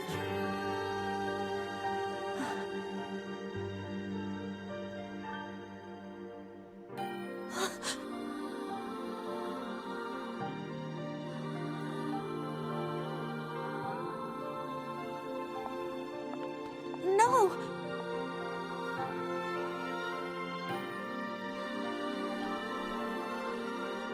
Kaine, I promise I'll never give up, Kaine.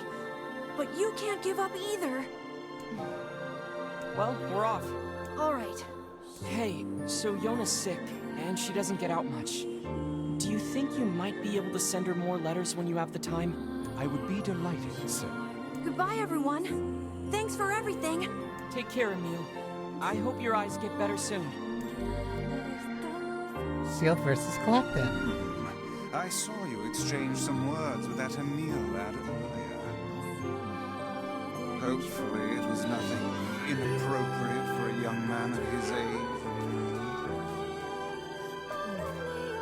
Speak the truth, hussy! Look? Shut up. Yeah, calm down, Weiss. We've got our hands on all the sealed verses now. All that remains is to find this grimoire noir. Then we can finally save Yona. I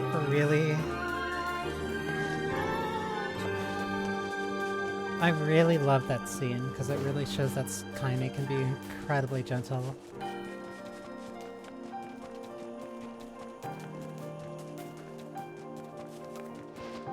Like, despite everything that she says and how crass she can come off, like, she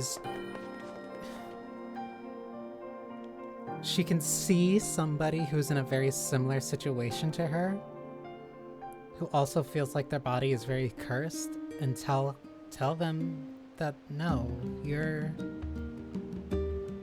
still deserving of being loved, and you're still deserving of living. Even if she can't believe it if it's told to her, she at the very least still wants to try spreading those words to somebody who needs it.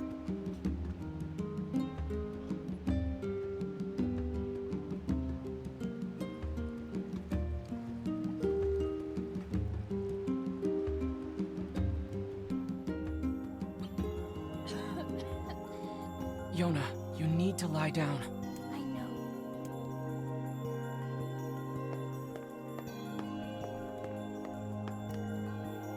Yep, won't allow me to leave. It won't be much longer, I promise. I finally collected all of the sealed verses. Now, I just need to find Grimoire Noir. It sounds dangerous. Will you be okay? Of course I will. Is this gonna make me better? Is my cough going to go away? Definitely. Yona?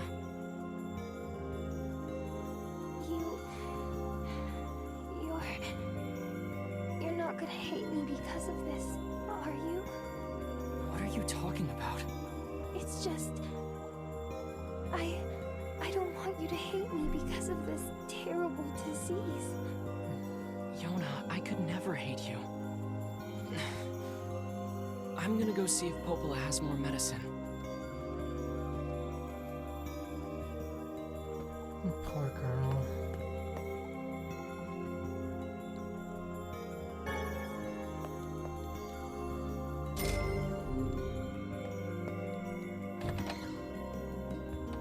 Yona's looking weaker and weaker every day. Yes, but do not lose heart. You are the girl's last remaining hope.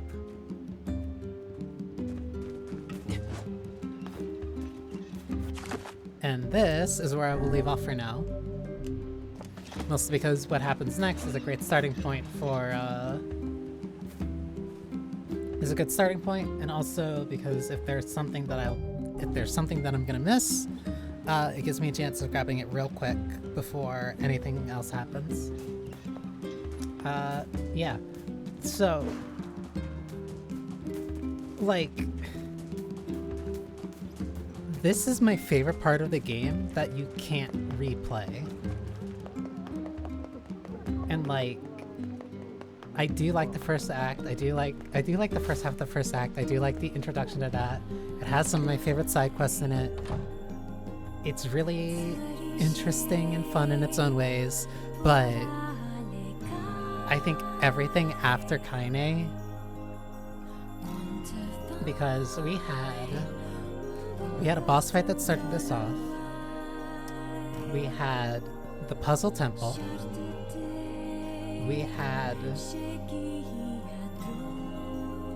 a visual novel segment. We had a bickering couple. And then we had a horror, like survival horror inspired segment. And that was all in the span of less than 4 hours.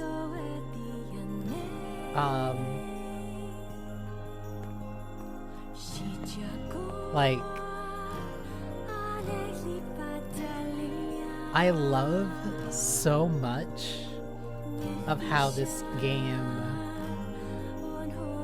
does so much while not changing everything fundamentally. Like, the only times I was really restricted in like what I had access to or what I could do were the literal rooms that barred you from doing those things, or the time when the game turned into a visual novel on 3 different occasions with riddles and a text-based dungeon.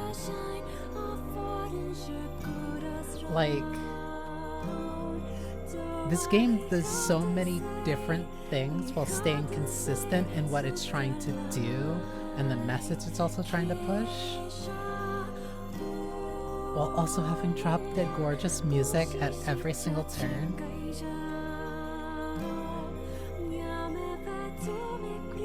Like, I really, really, really love this game. I'm so glad that this game got a re-release, version 1.22 update.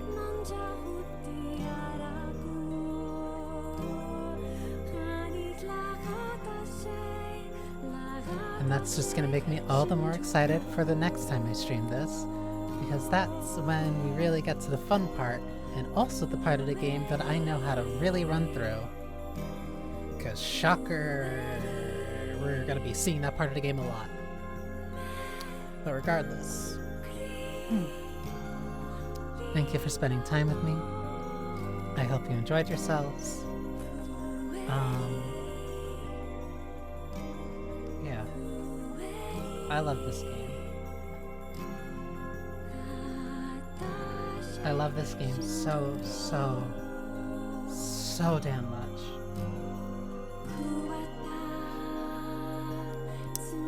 I hope you all have a wonderful rest of your nights or days and whatever. Take care.